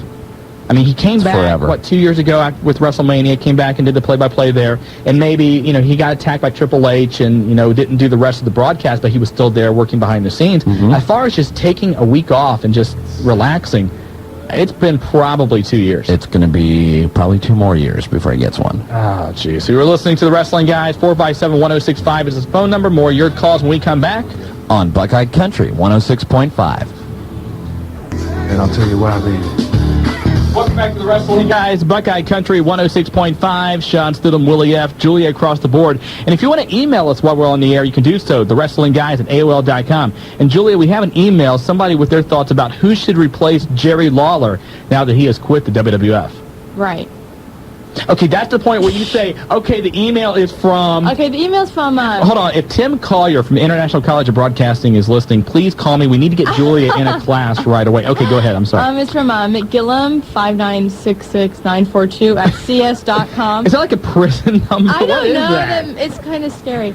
His first choice is Bobby Heenan. Okay. Then Paul Bearer, Jim Cornette, Al Snow, and Harvey Whipperman. Not really.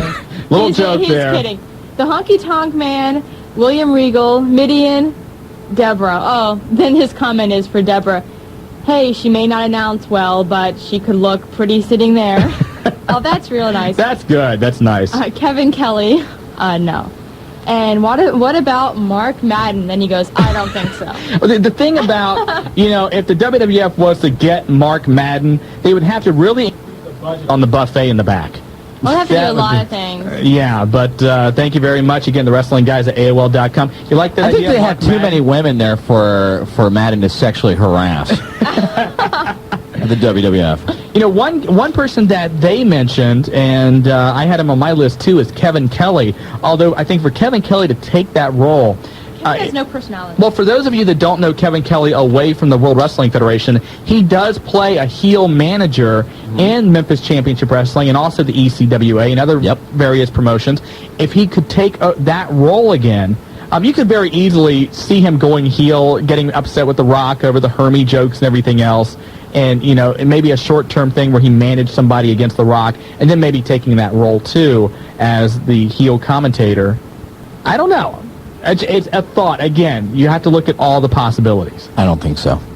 I mean, have you seen him as a manager on Memphis Championship Wrestling? A few times. By the way, if you go to KingLawler.com, which is Jerry Lawler's official website, that is also the official website for Memphis Championship Wrestling. You can watch Memphis in real audio or real video on the website, so you can keep up to date with what's going on. And even not just King Lawler, you can also put Jerry Lawler, and it works too. But you don't think Kevin Kelly could take that role? No, not at all. See, I saw him once as a heel, and he did okay. It was the time he actually had The Rock do a promo for him on video, and Kevin Kelly was in the ring, and they played this video of The Rock, and he actually did pretty well there, but his activity was limited. Most definitely, as well it should have been. And that's coming from somebody who knows exactly how a manager should work, and that's a compliment. Well, yeah. When I did that. Well, thank you. I appreciate that. No problem. 457-1065 is the phone number. Let's go to line 3. It wouldn't be a show, I don't think, if this guy didn't call in. It's the Undertaker guy. How you doing? Not too bad. I've got a couple of thoughts. What about Raven? I don't see Raven in that role. I just, he's never been a guy who I think could fit the color commentator. I think he did it a little bit as Johnny Polo, didn't he? I don't think Raven could do it because I think Raven thinks that he knows more of the English language than what he does. And no, this past week, what was it? It was he got the genuflect. I read this. Did you read this a little bit about how he said genuflect, or I missed that. He was talking about how everyone genuflects on his career or on Raven or something. And actually, what genuflect is that's when you pay homage to a grave site. Like the Spanish Fly? Well, okay, maybe, yeah. But actually, I guess he wanted to say reflect, and for some reason he said genuflect. I don't know. Okay, what about Paul Ellering? That's a guy, I don't know. That would be, he could probably Speaking of Paul's, what about Paul Heyman? Ooh, there's a good name. Now, would Heyman do that? Because from what we know, they want to bring Heyman back in as a writer and booker. Sure. Would he do an on-camera role as the color commentator for the World Wrestling Federation? You know that he can get excited enough to do it. If Paul can't save ECW, it could be an extra few $1,000s a year to take that role also. Absolutely. So a couple extra bucks wouldn't hurt. Not at all. A couple hours a week, pay-per-view once a month. Okay, I got one question. What? Which way are they going to go with Trish and Vince? Is Trish going to get pregnant by Vince? Did you watch Raw? Yeah, I mean, she's going to get even with him in some way. Well, I don't see how she could, unless you... I don't know. She'll get even with them. Yeah. In fact, I wouldn't be surprised if you didn't see a Trish versus McMahon at WrestleMania. Yeah, you probably will. I agree with you there. The Undertaker guy, I appreciate the phone call. Screwed.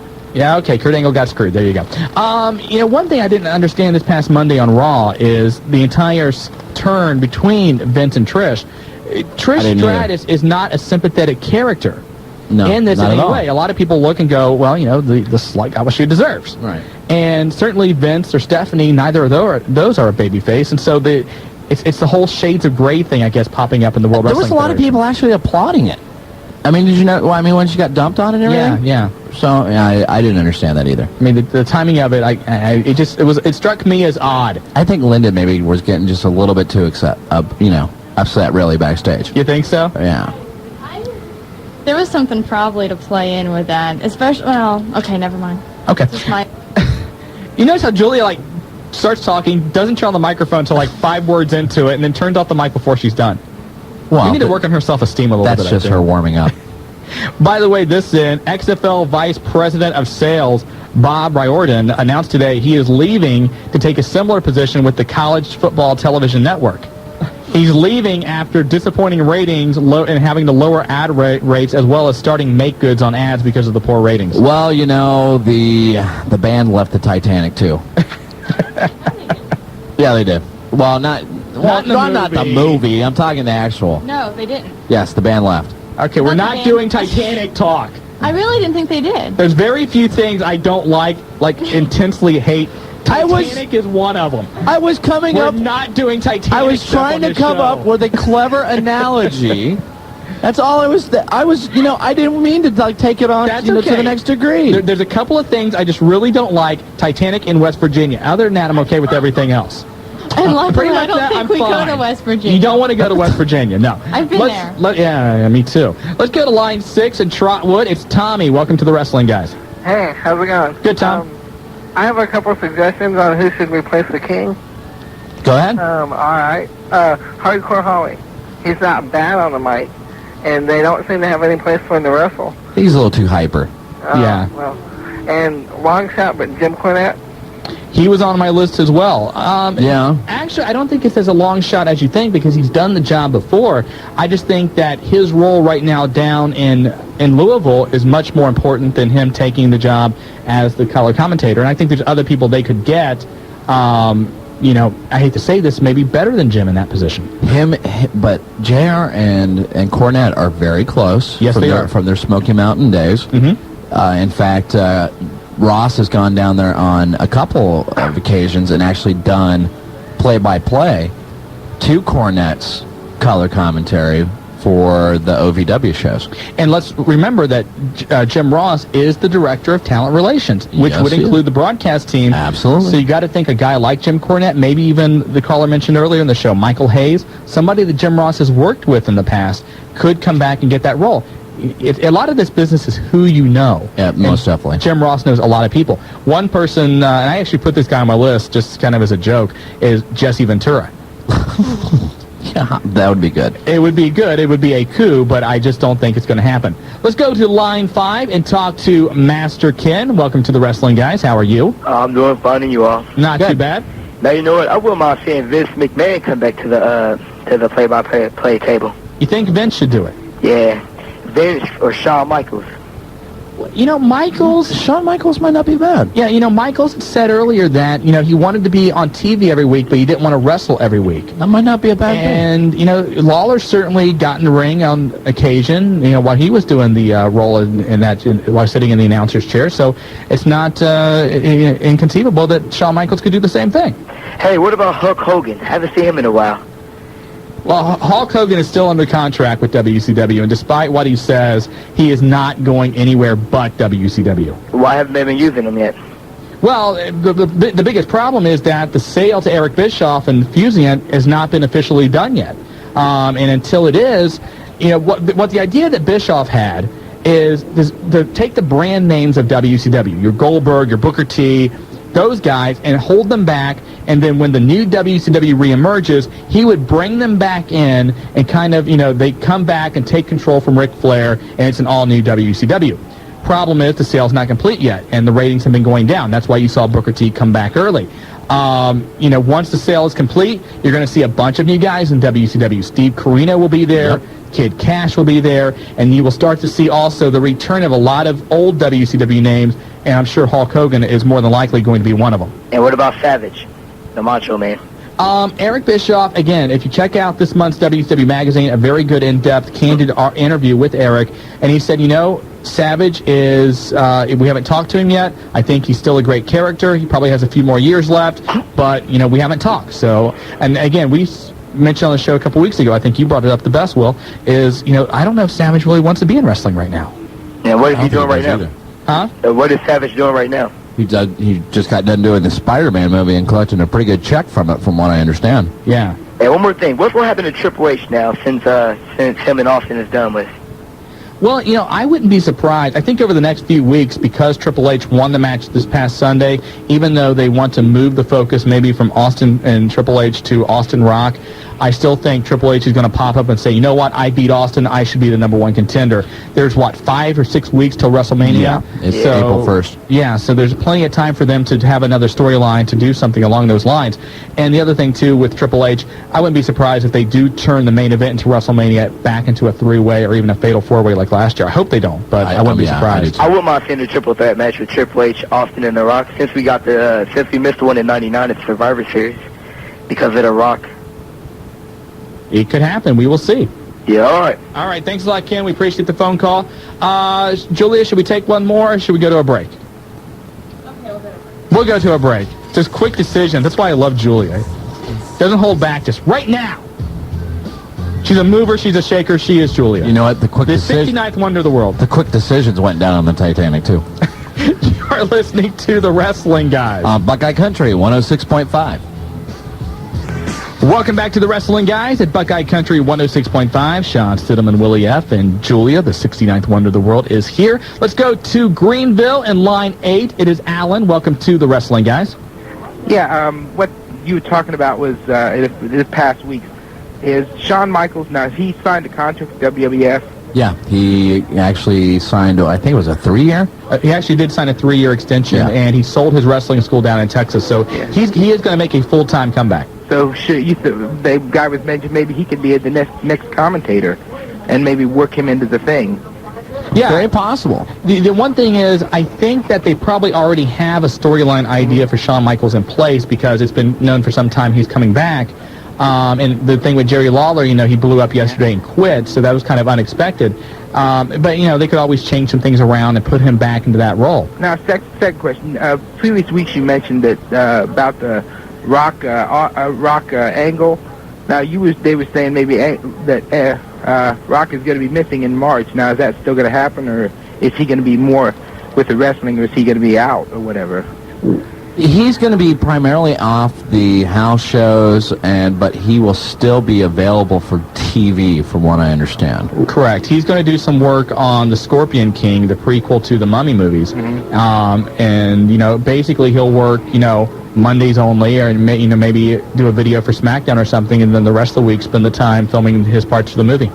Okay, thank you very much. Hey, appreciate the phone call, Alan. Thank you very much. Line 7 in Kettering, we go to Amy. Welcome to The Wrestling Guys. Hi. I was wondering when China's going to be coming back to WWF. China, as of right now, I think China will be back as soon as her book starts dropping off the bestseller list. That's when you see China back. As of right now, it's early on the booking sheet, but China is slated to be at WrestleMania against Ivory for the WWF Women's title. Really? Yeah. Because I love her to death. I think she's awesome. Yeah. Do you have the book? No, I haven't got it yet. I just had surgery, so...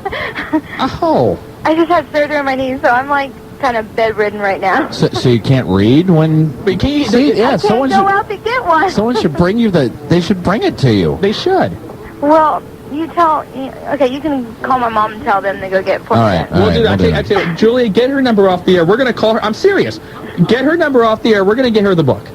Well, there you go. That's it. Oh, thank you. We will take care of you. I think. All right, Julie, hang on, go, take care of her, get the address. And by the way, don't anybody else call up here and say, oh, I'm sick, I'm dying, can you please give me, tickets to WrestleMania? Right. No. See, that was unplanned. That was unscripted. It was. That's the best way to do it. That was a beautiful moment that we should just capture and just place in a time capsule. Don't play the Peter Brady card and you're dying and you want to meet Joe Namath. That doesn't work with us. I have sympathy for you. I'm sorry, but yeah. I'm sorry.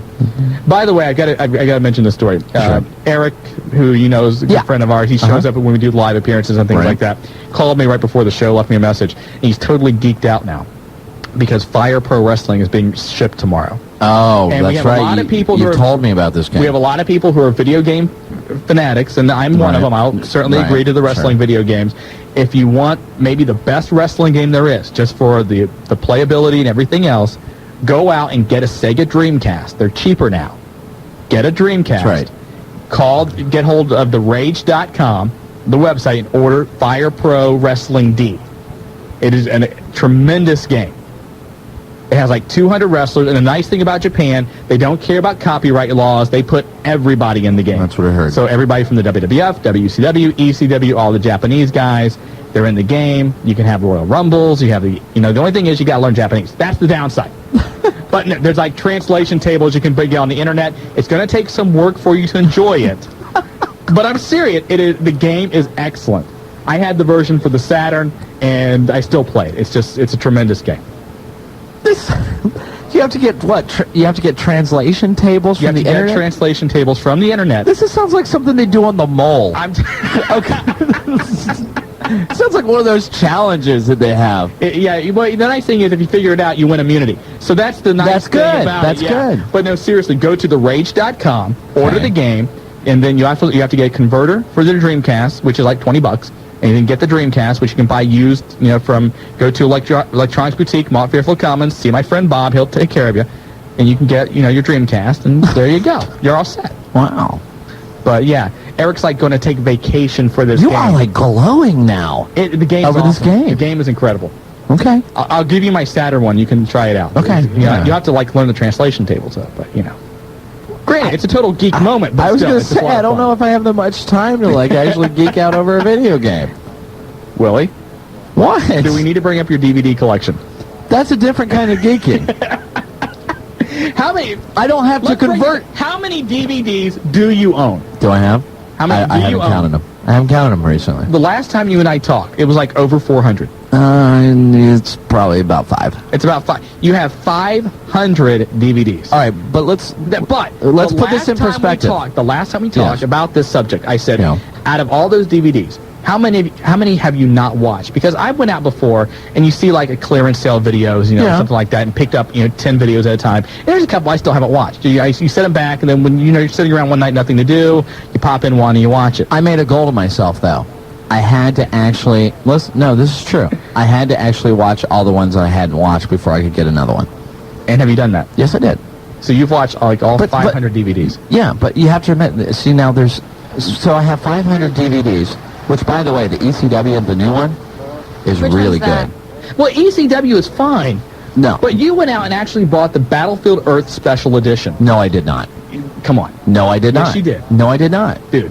I did not buy it. Dude, come on. Dude. I rented it. That's just as bad. That is listen. Let me explain this, all right? Now we're getting way off topic, but I'm going to go ahead and defend myself and my pride and my sanctity. This is what happened, all right? Now, there is a video chain that doesn't sponsor the show, so I'm not going to say their name. But they have what they call a pass.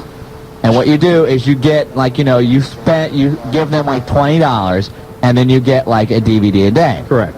Now, when I went in one day, there was nothing else on the shelf that I had to, and I said, you know what? I really want to see, how bad this film is. I watched 20 minutes. Graham watched the entire thing. I was able to get on the computer. So it was a perfect babysitting opportunity for me. Battlefield Earth. I strongly recommend it. You walk in. If there's nothing else than Battlefield Earth, you turn around and you walk out. You just say, you know what?